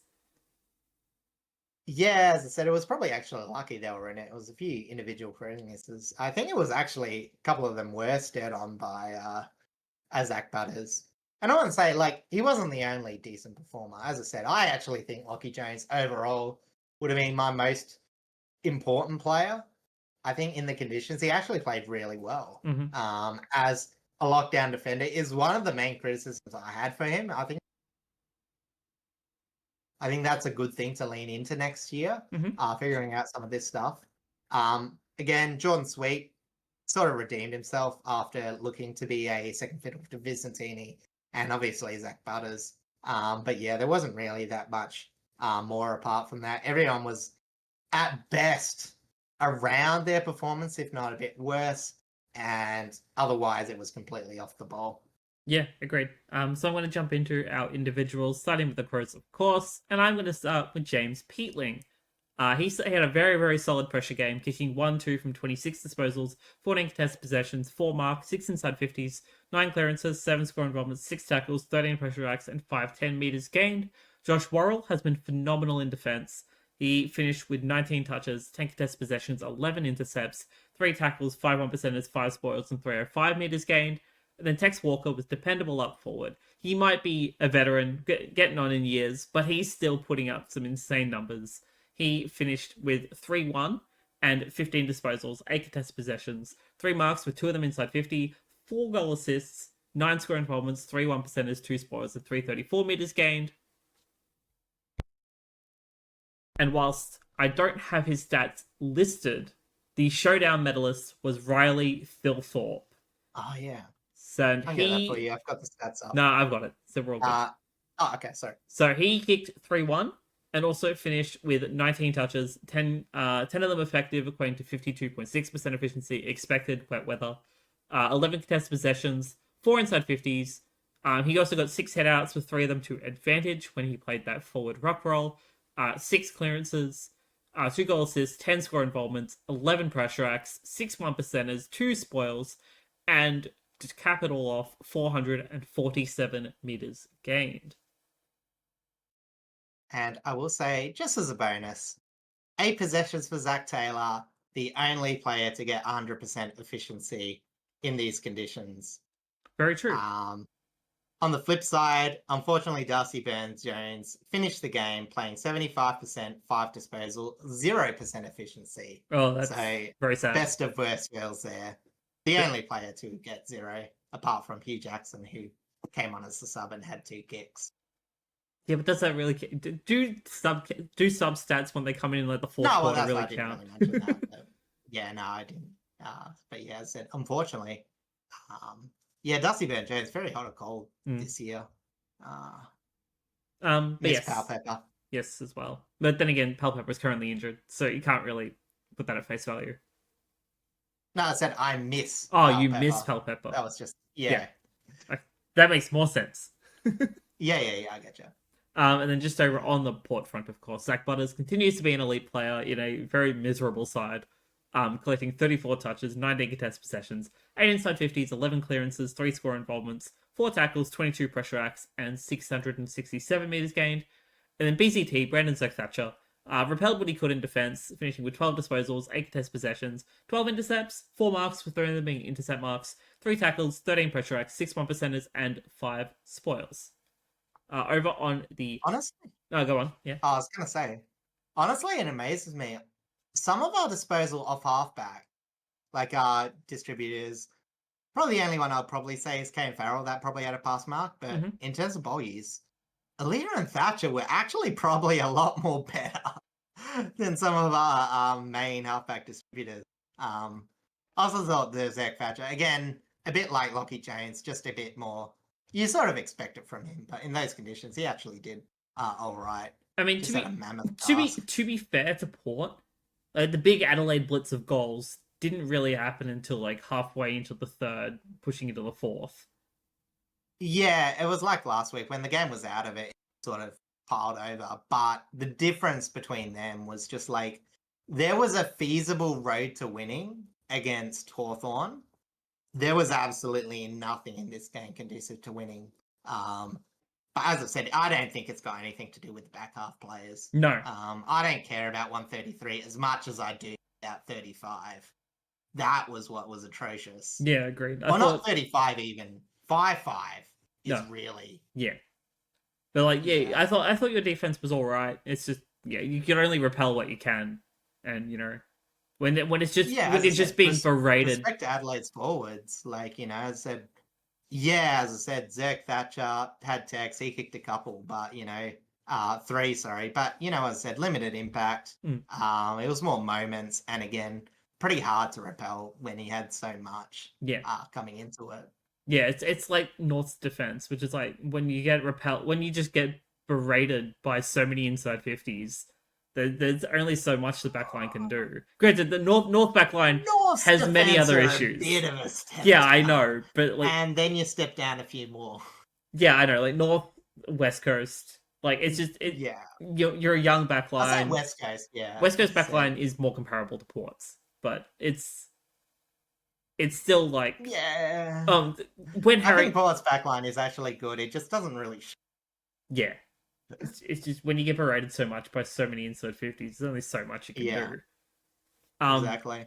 But on the injury side of things, Max Michelani went out with a hamstring concern. He is going to be out for a few weeks and will be it'll be a very, very close race to pushing for finals. Honestly, if they can get him okay, if they can get him right to go, make the risk because he's been that good for them this year. But if it doesn't look like he's going to be right to go, put him on ice for the rest of the season, including finals, and give him a proper Actually, the opposite. preseason. I think they've got enough talent off halfback. Oh no, to I where think think they it's do as as well. important. But I think it's more. I do think, like, you're right. He is a gun. I think it's more the fact that they still have butts out. They lost someone else last week as well. So it's just it might be a little bit of holes. More defensively reliable than Hinge or who else have you got there? Millerer. Yeah. So, you know, as I said, that's the main thing. If they can get him to go, especially if Butts and Hinge aren't going to be 100%, although Hinge should be okay. Butts being the bigger one. Then you get him in. Otherwise, just let him rest. Get that rest of the season off. Because who knows? It could be an ongoing issue, and you don't really want that to happen. It's weird though. A lot of their wingers have played back at some point. This is true. I think not Barry. What's the other one? Cook, I think, started off as a defender. Oh yeah. Unless I'm forgetting.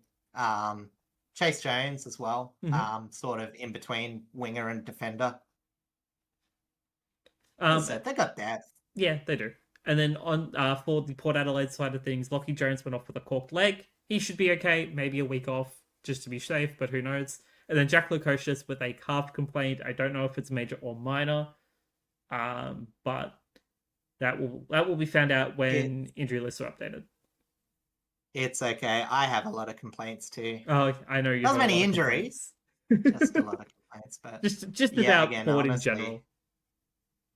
Yeah, as I said, like by far that was the worst performance of the season, and I don't think. It's just. I thought we were over that early bit of the season where we absolutely get belted once things were going against us, and we have had forward line issues, but it just felt like we'd shown a bit more spine in trying to still get forward whilst having them. But yeah, this game was absolutely brutal, and again gives our cross-time rivals plenty of percentage to help their campaign. Absolutely. They're just on the MRO front. Chase Jones was fined $2,000 for rough conduct against Zach Butters. But now it's time to move on to our Sunday games, starting off at the MCG with the game that I was at, being Richmond v Collingwood, Richmond home game, of course. And with a 36-point margin, the scoreline was a Collingwood victory, 13-15-93 to 8-9-57. And I will be honest with you, the scoreline doesn't really tell the whole story in this case. Yeah, and last week we said it was Surge Sunday. This week, I want to say it's Take That Sunday. And for Richmond and Carlton, I think Richmond are like, yeah, we'll take that. You know, it wasn't bad apart from pretty much a quarter Yep. of time being played. I agree. Richmond were very solid in defence. The matter of the fact is there was just a bit too much movement for Collingwood to offense, as it was just a little too easy for Pies to transition. Mm-hmm. Managed a decent chunk of the game's possession in forward half, meterage, and disposal. Richmond, however, did fantastically to defend in the air. They managed to get more set shots than Collingwood as well, which I think would be one of the rare times that would happen. But superior stoppage play link up by the classy Collingwood mids was enough to separate the two teams. A lot of Collingwood midfielders had an absolute blinder. Scoring was available pretty much on all areas of the ground for both teams, which I think was a bonus for Richmond, especially. Yes, agreed. And overall, even on the flip side, it was actually hard to exploit any one aspect, which again, talking about Richmond score off turnover, big problem. So, you know, it was pretty much a credit to both defensive structures. And, you know, although it wasn't good overall by Richmond's offensive structure, at least they weren't conceding too much from it. I know it's 13-5, but when you look at their scoring shot distribution, when you look at their, you know, the difficulty and degrees of shots they had to take, that was actually pretty much on par. Yeah, we as I forced said, them it was more just to take wider angles in their set shots. Yeah, it was just literally Collingwood got a bit more of the ball, bit bigger bodies. What are you going to do? Pretty much. Yeah. I will say that the only thing that I will say against Richmond is I think that the fact that this was an uncontested free-flowing game, tackling was pretty down for both teams. I think it just suited Collingwood more than it did Richmond, who just managed 4 general play shots. So for Collingwood, I think, to attack Collingwood, I think they just needed to get a bit more of ball to ground, especially in that forward half. You know, as both teams were actually fairly clean off halfback. It was just, as I said, I think the fact is, as I said, Richmond's just probably not going to out transition a team unless they get really nitty at this point in the season. It was a very wet and miserable day, so that will have come into a big factor in terms of just overall kind of playstyle and how we were able to generate shots as well as Collingwood. There was a lot of scrappiness in that midfield and on the wings. Yeah. We also didn't have Taranto out there, so we lost a lot of our midfield pressure. That definitely didn't help us, especially when it comes to shutting down a player like Nick Dacos, for an example.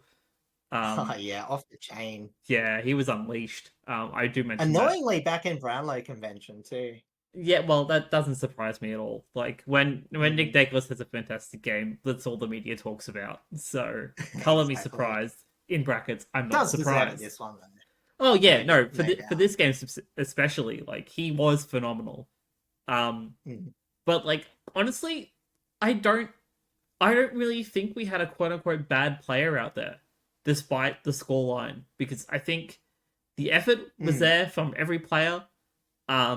We really did actually manage to take an elevated step in terms of our pressure in a lot of areas, and I think Morris has a lot to do with that because he did 2 fantastic tackles and then shift a little bit of momentum. One was on side bottom. I can't remember who the other one was on. I think it was actually on Nick Dacos. Yeah. And then we've got we had Jack Ross, who played a fairly solid game. Tyler Sonsi had another brilliant game. Even though the stat-wise doesn't really look it, I think he played really, really well, which is good because he's needed this extra bit of confidence. Because he's constantly in and out of the side, that sort of situation. Our forward line didn't look too bad. Apparently, our tools actually caused a little bit of headaches in terms of their shifting. In terms of shifting the Collingwood defense. Again, we had Bolter back in, and he was playing up forward against Darcy Moore. So he managed to take the number 1 Taj defender. Hawthorn was really good too. Taj was fantastic. Honestly, give him a couple of years, he's gonna be incredible. I'm looking forward to that. Sims and Fall, not Foul. Jonty Fall, both had fairly solid games. Sims has been playing a little bit more in the ruck when Nank's been on the bench. which has been very good because I think I don't think he'll become our number one ruck when Nank eventually either retires or gets majorly injured. I think we have a couple of players still waiting in the wings that could develop into that position. Like Ollie Hayes Brown, I think will probably be him. But again, tall players always take a while to develop, which is why we haven't seen him yet. Yeah. Not to mention And the fact that he has a basketball background, so he's still, getting fully transitioned. Even if Dan Curvis got injured, like you could survive with Sims and Samson Ryan, I guess you would put. Yeah, you would have to. As much as I still love Samson, unfortunately, I don't think he is the future. He doesn't have the big enough body to be able to do what Nank does, which is rough. But I'm just saying, like, if you had to. Yeah. I don't think if anything, Richmond needs more injuries. No. I think they've tested out their depth enough for the last 2 years, but, yes, what we need is no injuries for the rest of the season, and then a really big, healthy preseason, please, and thank you. Yeah. But yeah, in terms of Collingwood side of things, like, it was a fantastic game from them. Like, especially in the second and third quarters where we lost, they put pedal to the metal. They just completely ran over us in those 2 quarters. We fought back in the quarters that we are good at, being the first and the fourth. But yeah, overall, I'm not disappointed. I'm pretty happy with the effort that the boys showed. It's just would have been nice for it to be just a little bit closer. Yeah, exactly. But as I said, as we discussed on Sunday, it was our friend Snapjack's fault because he tuned in. Yep. Tigers scored Collingwood scored like 4 or 5 goals in a row. I turned it off. I said it looking to be a really, really good game. We'd kicked the first 2 goals of the second quarter, and then Snap apparently tuned in and Collingwood kicked the next 5. So we can blame him on that one. Exactly. Individuals. I know you've talked about it a bit, but let's go. Let's jump over. Starting with Nick Dacos, I had to mention him, of course. He kicked 3-1 from 42 disposals, 32 of them effective, equating to 76.2% efficiency, 9 contested possessions, 8 inside 50s, 4 clearances, 14 score involvements, 3 1%ers, and 9 10 meters gained. Young defender Charlie Dean, I thought he held his own, finishing with 19 touches, 17 of them effective, equating to 89.5% efficiency, 6 contested possessions, 10 intercepts, 6 marks, 3 score involvements, 5 1%ers, and 4 spoils. And then veteran Tom Mitchell was very solid with pressure, collecting 29 disposals, 25 of them effective, equating to 86.2% efficiency, 6 contested possessions, 7 marks, 7 inside 50s, 4 score involvements, 6 tackles, and 24 pressure acts. Over on the Richmond side of things, Nick Floston was very, very important in our defense, finishing with 25 touches, 20 of them effective, equating to 80% efficiency, 14 contested possessions, 17 intercepts, which is huge. 4 score involvements, 6 1%ers, 3 spoils, 472 meters gained. And then Tom Sims continues to show improvement, kicking a goal from 8 disposals, 5 contested possessions, 3 marks, 4 tackles, 14 pressure acts, 3 1%ers, and 3 spoils. And he had a couple of hitouts and a couple to advantage as well. On the injury side of things, Tim Taranto, with a calf concern, was a late change. He actually was... He ended training early when they trained on Thursday. I assume because of this calf concern. I think he might have done the captain's run, which was done Saturday morning. And he did actually play in the warm-up in the warm-up to the game itself on Sunday. But then, it was a very late change. Scott Pendlebury, on the Collingwood side of things, came off injured as also a late change. I didn't specify anywhere what kind of injury it was. So I kind of just left it as is. And then Lockie Sullivan did a knee injury in the second quarter for Collingwood. Hopefully he is okay. Might miss a couple of weeks, but not looking too bad as far as I am aware. On the MRO side of things, Brody Myerjack was fined $1,500 for rough conduct against Nick Vlosten. And because that was the only MRO check from Sunday, that means we actually have 1 full week without anyone touching an umpire. Oh, we did it. They've done it. They've solved umpire-player conflict. Great. Also, good genuinely can't believe it. This game. I feel a bit bad. I feel like I've been letting the side down. I was always like eating chips off my chest, watching. I wasn't even watching the game. I wasn't doing jack all. So I think, on average, Yeah, I definitely lowered the percentage of Nick output for the day. Yeah, I mean, it It is was pretty pretty high. interesting I that, was never going to get close. you know, a Nick Dacos versus a Nick Boston game. It was it was definitely like a highlight of the Knicks. Yeah, And then exactly. if you As go I over to said, the showdown, thingy Nix, Matthew Nix, whatever his name is. Matthew Nicks? I can't. Yeah, I don't think he really outcoached them. Well, I guess he did because they played Rain better. So I'll give him that. Obviously, one of the things that's gone flying out of the radar is how many people that said, "Oh, Matthew he has to go, worst coach, wasted talent," and then all of a sudden, like Adelaide could finish first. So I think there's a few apologies to Matthew Nick. Absolutely. Whether a good or bad coach in the scheme of things, they definitely won't turn Adelaide around. Is one of the things that they got wrong. All right, now But we jump over segue. to. I Earning won't entirely things say the around. game that's being talked about the most out of this weekend, but I will say the quarter that is being talked about the most this weekend. And that is, of course, the St Kilda v Melbourne clash at Marvel Stadium, Saints hosting, of course. And with a 6-point margin, a goal on the siren to end the game. It was 15-6, 96 to the Saints, with 13-12, 90 to the Demons. Yes, and the final bit of Take That Sunday, at 3/4 time, it was Take That by the Saints with an absolutely thrilling 46-point comeback headed by Nizaya. I am not a forward, but I guess I can add that to my resume. Wanganeen Millera finished off what was possibly the worst passage of football by a team that has won a premiership in recent history. Obviously, that passage is being Melbourne's defense. Yes. Obviously, 2 possessions, maximum output for the Saints in terms of that.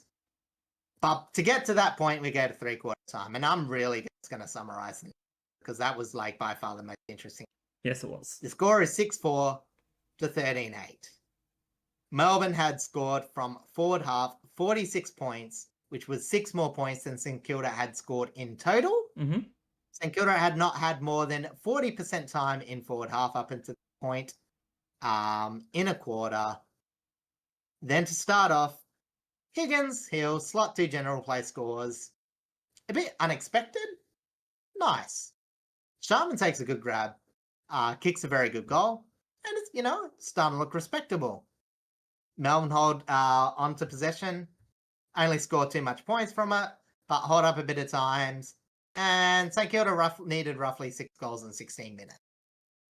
Then possibly becomes the worst collapse of defensive half pressure that I have ever seen in a team, as the Saints just felt like they had at least an extra 2 seconds with ball in hand.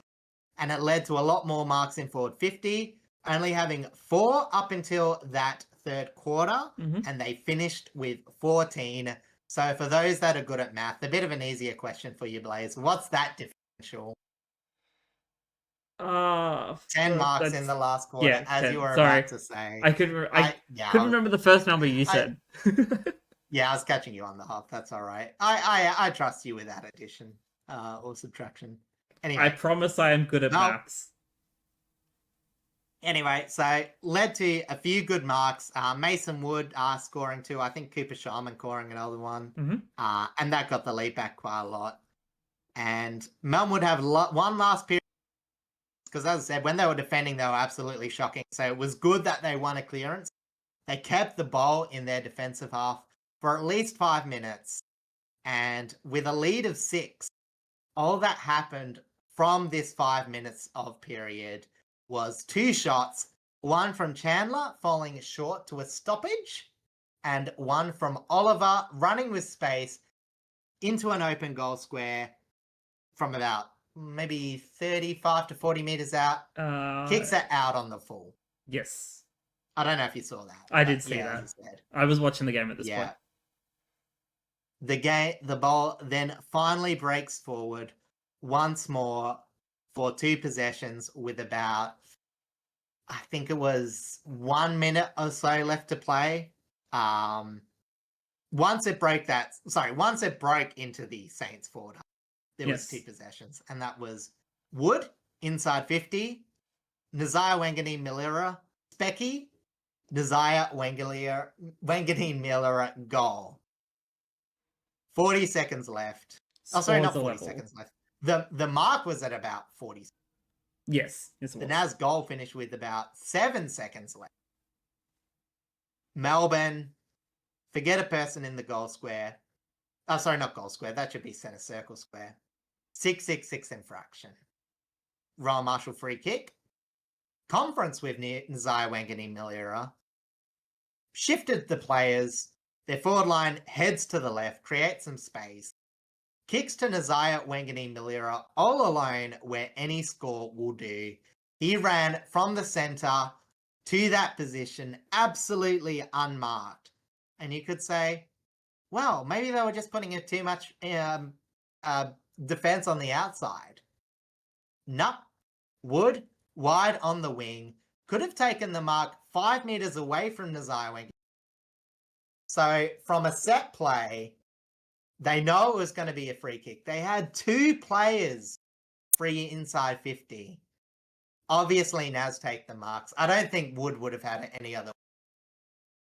Clearly very influential. I think one of the most underrated players in that was the effort by Wood. But as I said, Wanganeen-Milera, when any shot can do, kicks the goal because Nazaya Wanganeen-Milera says only a goal will do to finish off this iconic quarter. It was something. It really, really was. When I got home and put this on, I think up to the Shaman goal was where we were at. So we were just under halfway through the fourth. And like considering I was kind of paying attention to the scores of this game, whilst I was at obviously Richmond Collingwood, I was like, Melbourne should have this in the bag. Like, why did I tip St Kilda? I was very sad. But then this all happened. They kicked 9 goals in a row. And the fact that Naz continues to add to his resume and continues to show that he's worth a lot of money. Like, there's not much more he could really do now other than, like, either give me a contract or I'm leaving. Yeah. And it's worth saying, still 60% of time centre bounces, so 4 goals. And it wasn't as if he was drifting all that much. The only other midfielder to spend as much time in the middle was Marcus Windhager. Sans the ruckman, of course, because obviously Rowan Marshall is that world-class ruckman. 93% against 93%. He was actually pretty smashed up by Gawn. Gawn did beat him fairly convincingly in most areas. Yeah. But goal assist-wise, Rowan Marshall probably had the best goal assist between the two of them. Yeah. 1 to none. Technically true. Very iconic. Absolutely. He will be the one in the papers, in the highlight clips for years to come. But yeah, as I said, I just can't believe how bad it was. And there's been a bit of news. Apparently there's today, maybe this spells the end of Simon Goodwin's tenure. But I just can't believe how bad it was. Like, I find it really interesting that they're having this conference potentially about Goodwin, whilst they're also going to the tribunal for Stephen May's appeal. Yeah, it was sort of a bit funny how it works like that. But if I was a defender by Melbourne, I would be... sorry, not a defender, a forward by Melbourne, I would be absolutely ropeable, because I know they had chances, but it's just, as I said, it was so little to turning into so much. Yeah. And as I said, it was, again, we thought, I know Viney, he had a pretty good game up to that point, and it's not exactly fair to blame probably what was maybe his worst 10 minutes of his career into an otherwise solid game. But for a man known of his defensive effort, to be absolutely nowhere near the player that you're meant to be on, come that centre bounce. Obviously, Viney was starting on the wing, so I'm actually talking about him on. Sorry, it wasn't Wood. It was Caminiti who Yes, got it on was his Caminiti. That's from right. the wing. Sorry. But yeah, so that was pretty bad. Again, is just a lack of accountability. As I said, if you get too much at that stage, you go from being like a solid to becoming Carlton. Mm. And again, that's like at the point where that's an insult now. Um, it was okay for a couple of years, but you know what Yeah, I mean? it, Just it's to not have, it's not really insulting to refer to a team as either West Coast or North Melbourne because they've always kind of been down there, whereas Carlton, yeah, are Carlton. exactly. It's just to be, when I say that, I mean to have such an on paper, should be solid group, Mm. but to be so bad in an area where like no amount of offensive production can make up for it. So, but again, credit to the Saints.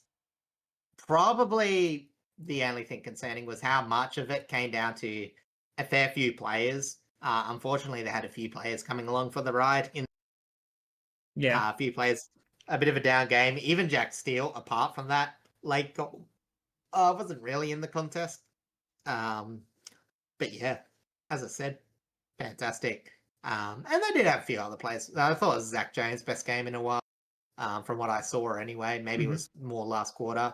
Jack Higgins too. I thought, considering that he got his face slammed into the turf, to come back, I don't know whether that just says like how maybe there's a bit more space to prevent his brain rattling up in there. Um, he's definitely one of those. We'll call it an impulse player, yes, um, yes, he to is. put it politely. Uh, you know, but gave a pretty damn good interview at the end of the match. How good is it to see a Jack Higgins interview? I know Honestly, if you were to rate him, he's always really funny on the mic. I definitely give that yeah, one like a 9 out of 10. I think that was yeah. fantastic by him. Um, but I am going to jump over Jack to Higgins and Voss, yes. beautiful. But I'm going to jump over to our Uh, individuals now, and I have to start with him, don't I? And Isaiah Wanganeen Miller, of course. He continues to prove his worth to St Kilda, and as I had mentioned, just give the man what he wants. Like, regardless, let him have the entire amount that's currently in the bank. Like, because he deserves it. He is an absolute champion. mm, He kicked 4-1, including the 2 match winners, of course, from 34 disposals, 9 contest possessions, 5 marks for 3 of them inside 50, obviously 2 of them being the main ones in the final quarter. 6 inside 50, 6 clearances, 9 score involvements, 4 tackles, 12 pressure acts, 3 1%ers, 3 spoils, and 749 metres gained. Anthony Caminiti was dependable in defence and up on the wing. He kicked a goal from 11 touches, 9 of them effective, equating to 81.8% efficiency, 4 contested possessions, 5 marks, 7 1%ers, and 7 spoils. And Max Hall continues to be in his astounding mid-season recruit, 2024 mid-season recruit, mind you, finishing with 19 disposals, 16 of them effective, equating to 84.2% efficiency, 9 contested possessions, 5 inside 50, 6 clearances, 5 goal assists, 13 score involvements, 7 tackles, and 18 pressure acts. Over on the Melbourne side of things, veteran Jack Viney continues to use his body well, even though that fourth quarter, we kind of just went through it. He kicked 1-1 from 23 touches, 15 contested possessions, 4 inside 50s, 8 clearances, 5 score involvements, 16 tackles, and 31 pressure acts. Blake Howes was solid for most of the game as well, collecting 16 disposals, 14 of them effective, equating to 87.5% efficiency, 5 marks, 3 score involvements, 3 tackles, 5 1%, and 4 spoils. And then Bailey Fritsch was more lethal this week, slotting 3-2. Granted, those 3 goals were in the first quarter, but he still had fairly decent play in the second and third. From 11 touches, 4 contested possessions, 8 marks, 7 of them inside 50, 8 score involvements, 3 tackles, all of them inside 50, and 9 pressure acts. And then on the injury side of things, for St Kilda, Lance Collard came off with a right foot complaint. Hopefully it's only minor, not confirmed as of yet how bad, but hopefully all is okay. yeah, because I think he had a few injuries last year, Yeah, as he a did. rookie He was too. out for a fair bit last year. So yeah, as I said, good WA product. Hope he gets going, even if he did play for Subiaco. Yeah. So Just your little again, waffle rivalries. yeah, I guess. But yeah, as I said, always like to see good WA representation. Oh yeah, we've got a fair Not few of much. them still, so have at it. Yeah, not much to say after that. Like, it's weird how little this game matters in the scheme of things, but how magical it can make you feel. Yeah, You know, like, that's the joys of the AFL, I guess. yeah. Um, Unless you're a Melbourne fan, and then you just want to curl up on. true. But you know, they can Very, join Port and North fan. very true. All right, It'll be a sad bowl together. time to look at the fixture for next week, and we have round 21 to preview. So we're going to start with our Thursday night clash at Marvel Stadium, a rematch between the Dogs and the Giants. Where do we stand? What's this, Blaze? A good Thursday night game. There's a good Thursday night game and a good Friday night game this week. I know.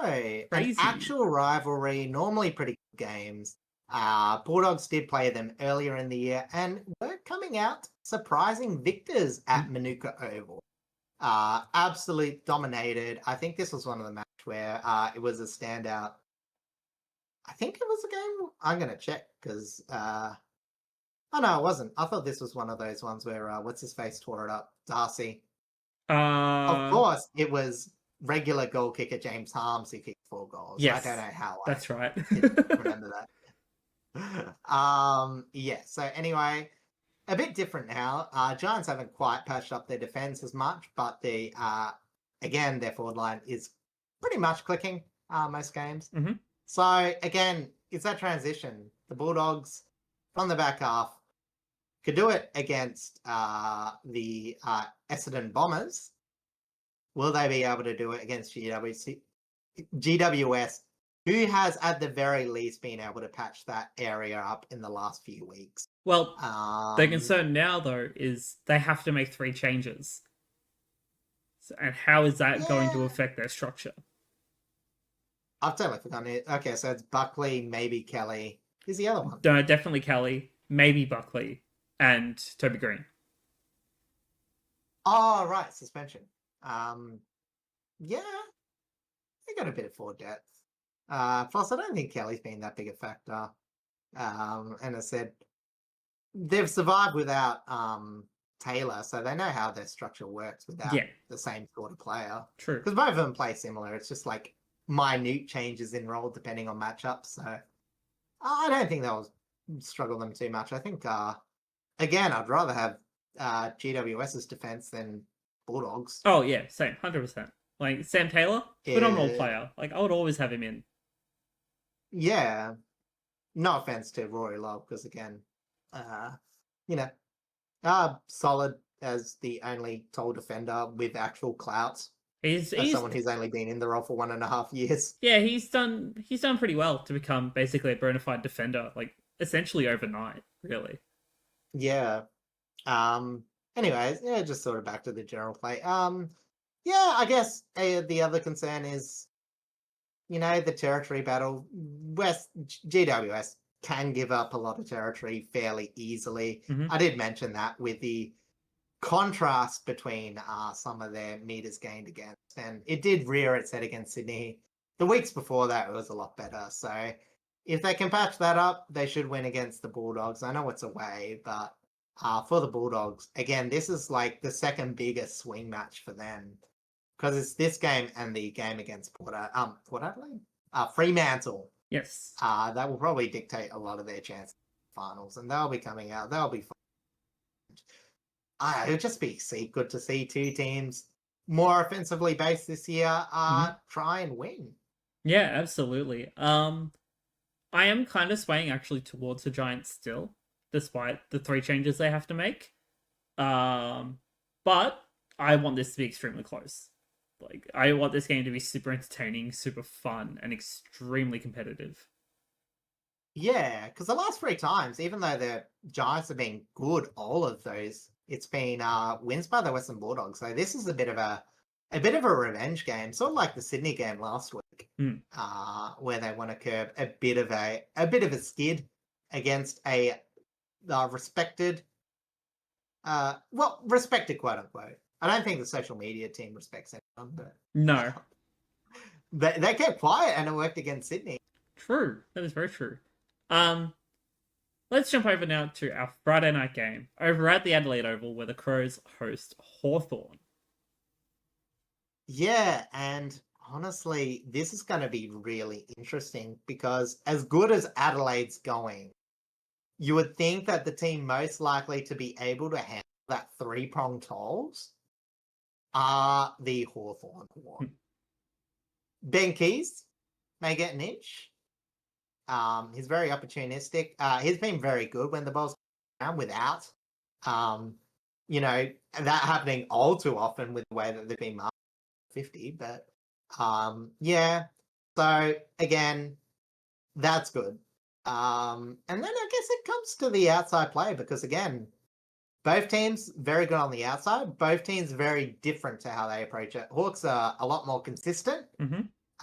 Get the ball in at probably a higher rate in normal play. But if you turn it over, we've mentioned before how lethal Adelaide can be. And even in that wet, atrocious game, we saw that again. So if the Hawks can remain clean, that is the number one ticket to winning. But at the Adelaide Oval, if you simplify tipping, again, top four at home, it's hard to look away from them. Yeah, I agree. As much as I want to see Hawthorn shake it up and winning this game would again continue to shake up the top eight and really, more so shake up the fifth to eighth, really. But it will slim Adelaide's chances of that first position. Yeah, well, exactly. Because as I say, as much as they do mainly have to beat Collingwood to have it, it does have the caveat that they still have some. Well, Hawthorn's probably the only other respectable team. True. Apologies if I've overlooked anyone else that they're playing, but yeah. So we'll see. But I think the other thing too is as much as we say about the tolls for Adelaide, we do also got to remember that the Hawks, if their tolls aren't marking and kicking goals, which they have been, it'll be important to bring it to the ground and focus on players because, as we mentioned, Adelaide's just okay at the ground level in defence. They've got good rebounders. They're good when they can get it to hands, but they can be exposed in general play shots. So for Hawthorn, that's where they would probably look. If you felt lucky on them, that's probably how they would do it. Yeah, I completely agree. But yeah, tipping wise, definitely leaning towards the Crows. But again, like the previous game, I want this to be close. I want this to be competitive and a lot of fun to watch, hopefully. Unless you're, a fan of one of these two teams, and then it might be a little anxiety inducing. Yeah, exactly. I think any win is good.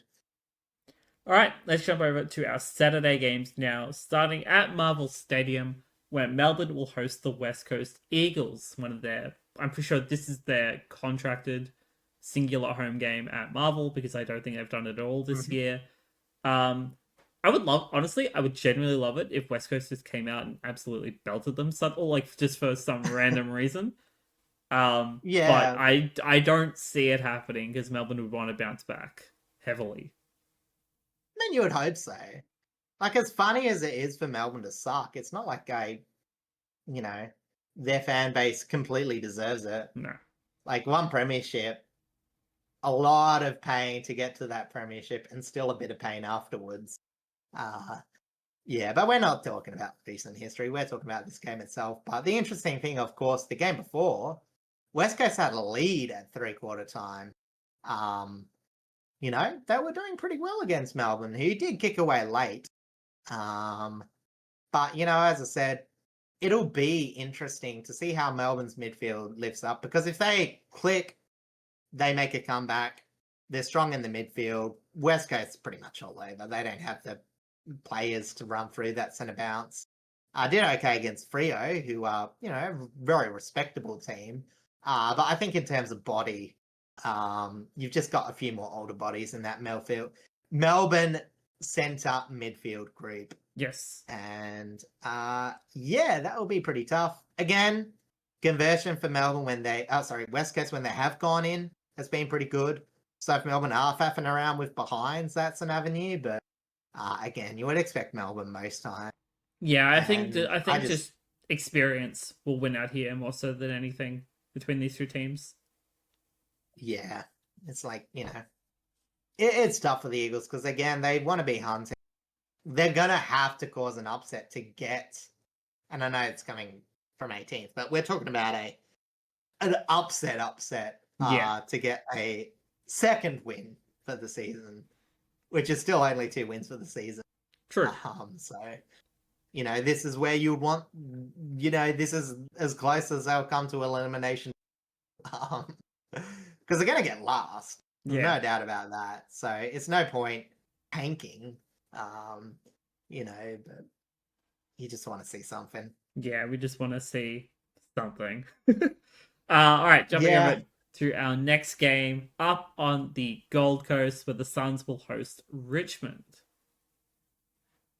Yeah, and it's so amazing that the Suns will want to even the ledger in this game because they've obviously played at the MCG before and Richmond got that 11-point surprise win. That was at Marvel, not at the MCG.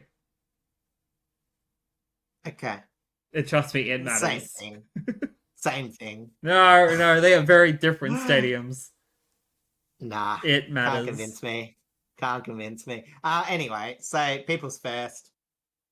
Again, it's still amazing to me because, again, Richmond love the game at ground level. I'm just going to quickly look because I can't imagine that the Gold Coast would have had that a good of uncontested stats because, once the ball gets to the outside, you would imagine they would have just creamed them.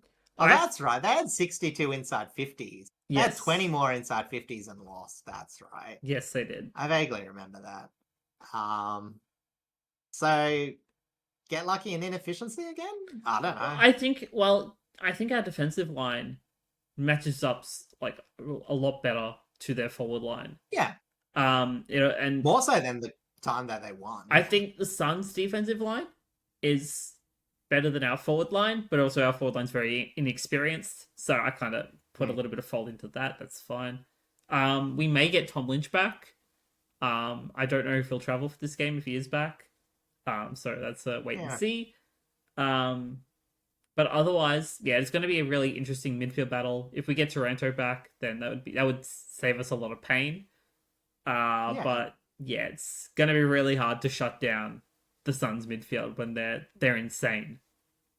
Yeah, and I think the important thing is to keep your shape as well because you might not win the clearances, but if you can get Anderson and Rao to maybe have like 2 or 3 less score involvements per game, it's probably 2 or 3 less goals that you're going to have to kick because, as I said, most of their stuff has been lethal. Yeah, their connection. Yeah, they've been phenomenal in their transition from midfield to that forward line, and I think I think our defensive lineup will match up fairly well and be able to quell marks and even at ground level. But it'll just be about making sure that just doesn't happen in the first place by shutting down that midfield. Yeah, exactly. We still think this one. Oh yeah, 100%. Like I don't expect us winning this, but I would love it. I would love another shock upset, especially because again it shakes up the top 8 even more. Yeah, exactly. All right, jumping over to our next game now. Down from Queensland to Sydney at the SCG, where the Swans will host the Bombers for the annual Pride game. Yeah, and, as I said, it's also a bit of pride for Sydney because they did get bounced by the Bombers early in that season when they weren't tracking too well. They did. In another weird game where Sydney just kept on kicking behinds, and Essendon just, feasted off very minimal inside 50. So very similar to the game we were talking about before. However, Essendon were injured to buggery at that time. And they've gone even still are for the most part. Probably worse, I would say. They have a little bit more personnel back, but it's not much.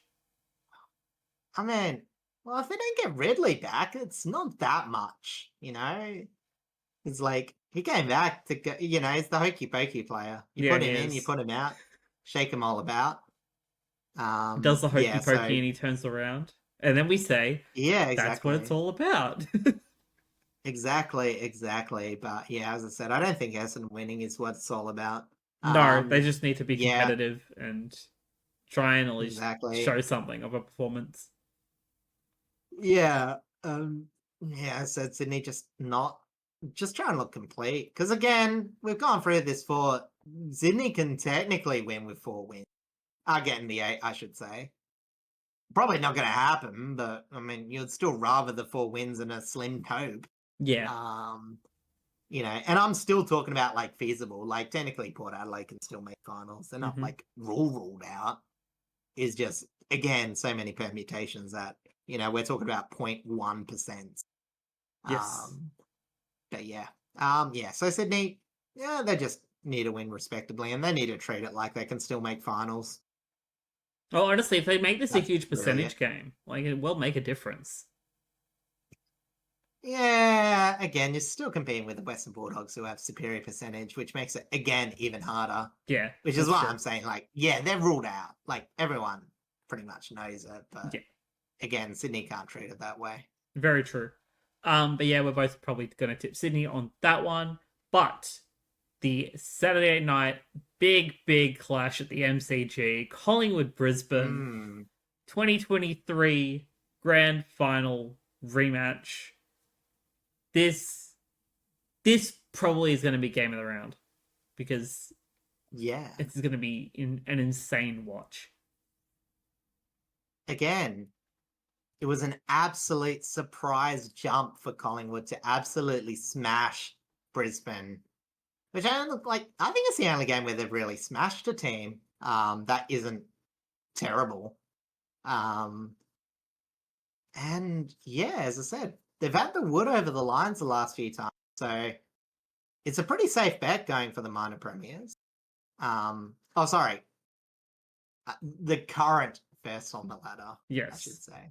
they're not Prina Um, premiers just yet. No, I don't even think that's necessarily that far away from them going second. But yeah, in terms of Brisbane, it's very hard to see them getting on top. Because again, we've mentioned that while Collingwood do play a very heavy turnover game, they're also one of the teams at preventing turnovers, and we sort of dried up playing Gold Coast. Yes, We're very clean. Collingwood probably not as clean as a team like the Gold Coast, but they did tend to win a lot of 50-50s. And their defensive structure, when they do lose them, is so good that it doesn't matter that they lose. So, yeah, honestly, I think Collingwood's a fairly safe bet, but you can't discount the Lions. I don't know. I reckon you're still edging around 65% Collingwood. yeah, I I think it's going to be an extremely close margin. I don't know. I see Collingwood winning by a bit. I wouldn't put money on it. I need to make a prediction for the round. Although they've been pretty arsed. Maybe I just shelved that. I like, oh, going for it's this going is to be going to be a close to pretty 3/4 difficult round to time. kind of do something like that. So maybe you could I don't shelve it for know. a week. You know what? Nah, I'm gonna do it, and it's gonna be a sad one because I've been very sad, Yeah, go on. and you probably know which game it's gonna come up with. Yeah, it's coming up next. Okay. Yeah. Well, not next, but Um. next. The one after the next one. Yeah. But yeah, in terms of tips, honestly, could be a coin flip. Mostly leaning Collingwood, but Brisbane could show a much better performance than what they had against the Suns. But Yeah. Collingwood, I think, would have looked at a tape from the game against the Suns and definitely learned a little bit more in terms of how to expose Brisbane's playstyle. Yeah, I said their defense isn't that great, and Collingwood generate a bunch of inside 50. So as I said, I'm a bit more confident um in what do you call it? What do in you call it? in the Pies. Yeah, the pies. I don't know why I was blanking. I was reading other stuff when I was trying to look for something. No, that's all good. But yeah. Yeah. Yeah. All right, let's jump over now to our Sunday games. Going back to Marvel Stadium, where St Kilda will host North Melbourne. And considering what we just witnessed, I would like to assume that St Kilda are going to carry on this sudden burst of momentum and really put on a big show against North. I mean, you would hope so. Well, that's what I'm I hoping. I guess. Well, you're hoping because it'll be very hard for North to finish above Richmond if that were the case. Yeah. So, yeah. Yes. Although if St Kilda win, it'll gives be us in Richmond's hands. It'll be in Richmond's hands. Yeah. If they beat finish on top, which is what you want to see. Well, if anyway, the downside to St Kilda winning though means that Richmond can't jump them. Yeah, I guess. So there's a plus and a minus there. A draw? Yeah. Draw could help. A draw could help, but I don't see it happening. Yeah. Yeah, but honestly, Saints against defensively poor teams have been okay. Like we've seen the win against Port Adelaide when they had defensive collapse, they did well there. Team against Geelong, the West Coast game was probably arguably the biggest upset for them. But even then, they had McGovern at that time, and they were just mucking around with it. So you think that North is like, while Saints have like surprisingly not been that good against like crap teams around them, they should knock over North. Yeah, there's not really much to say. St Kilda so much better on the outside. Inside, have the shape to make North's clearance game a non-factor. And defensively, they're more solid, and offensively, they're opportunistic and should be able to convert the chances that North should give them. Yeah, 100%. I definitely think Naz will probably have another big game. North don't really have the right players to be able to defend against a player like that. They could maybe put someone on like Steele, Sinclair, McRae, just to try and shut down their movement and be able to get to the ball effectively to Naz. North won't worry about anything like that. No, they don't play taggers. No, they don't. But just give us something. That's all I ask. Well, Clarkson didn't ever play taggers, did he? Even in Hawthorn. Maybe arguably, it would have been like sometimes Steele played a defensive wing role, but that's about it. Yeah, it's kind of, to be fair, just asking for North to really perform highly in this game is still already asking a lot. Yeah. Also, I think it was Shields, not Shield. Those are two different players. They are two different players, yes. They're also not on the same team. Yeah, I know. Anyway. Actually, isn't there like two Shield and a Shields? Or is it two Shields and a Shield? I can't remember. No, I think it was Shield and Shields. Dylan Shield for Hawthorn, Shields that played for Hawthorn on the way. Sorry, Shield that played for Essendon and GWS. Yes. Shields was the one that was a premiership player for Hawthorn. Yes, that's right. I just always forget that Shields had an S on it. Anyway, back to our point. Going to St Kilda on this one. That's not much more we need to say, really. So I think our brains have melted. Yeah. Anyway, now next on the list is we go down the highway to Geelong, where the Cats will host Port Adelaide. And what is your sad prediction? Back-to-back 10s for Jeremy. You reckon so? Book it in. Even though your defense has been all right? Yeah. Just, if it's wrong, I'm less not happy. And if I'm right, back-to-back 10s is pretty good. And there's a chance to get 100 for the year. True. We haven't seen a player get 100 goals in a long time. Yeah, except me. Port's not going to win this. And the sad thing is I'm still going to tip them.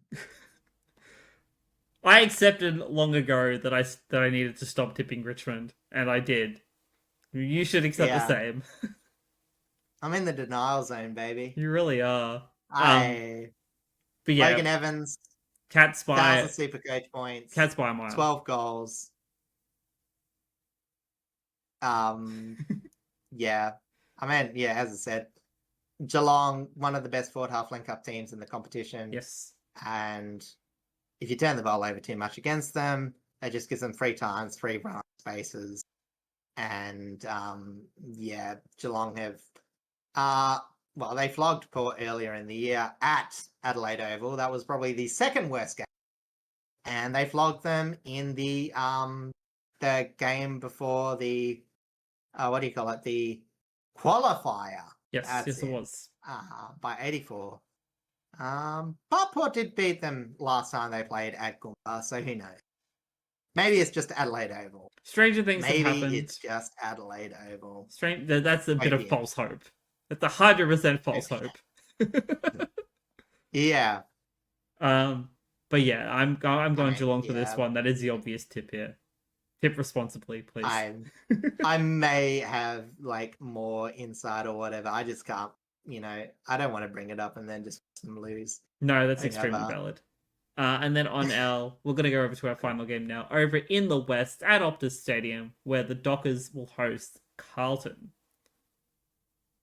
Yeah, and look, as I said, for anyone that isn't a Dockers fan, they'll be like, oh, yeah, like Fremantle should win. What's the problem? Problem is that Carlton just love randomly being. It's a problem. The last 2 times they've played at Optus, they've won. The last 3 times, I should say. Wait. Okay. No, sorry. It's to be fair, the round 24 2024 game was literally the Patrick Cripps show. Yeah, exactly. But as I said, it's a bit of a concern. As I said, they don't like this matchup. Whether it's like a random Blake Acres, absolutely dominating, that stupid boundary line shot that I still remember to this day. I forgot who it was. It was another former player. Was it Nettie Betts kind of the situation? Nah, I mean, sort of. It was one of those. I mean, it was a while ago where it was technically someone else's free kick. I think it was Sam Petrescu-Seton. Yes. It was a while back. That's going back a bit far. It ended up going to thing, and it was only made because Taverner deemed to have kicked the ball out of bounds deliberately.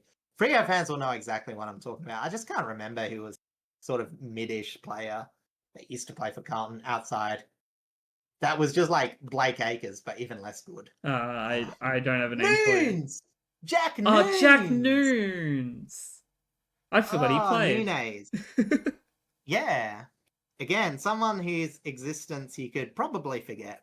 But we thank you for your service, Jack Noons, whenever you retired. Yeah. Off track, Fremantle should still win this. Agreed. They need to keep their run of form. They need to keep the decent momentum. They need to get a high score here in that percentage. Keep building that up. As for Carlton, just try and make it competitive. Again, don't force it to be the Patrick Cripps show once more, but just show that you can not let your coach down even more than you already have. Well, it's a sort of game where, as much as you can say it about Carlton, Freo, in terms of defensive accountability from stoppages, it is a bit of a weak point. I think that's why a few of these games have gone Carlton's way. So they can follow up on it. It's very similar how these two teams score. It's just Freo, without getting good ground level stats, can generate some general sway shots, whereas Carlton can't. So true. Yeah. If their tolls can have a good game and at least generate a few ground level set shots, then maybe they can win. Who knows? Anything can happen in a game of football. Very, very true. As we just saw literally yesterday as of recording. Exactly. But yes, that brings us to the end of episode 69. It's very nice.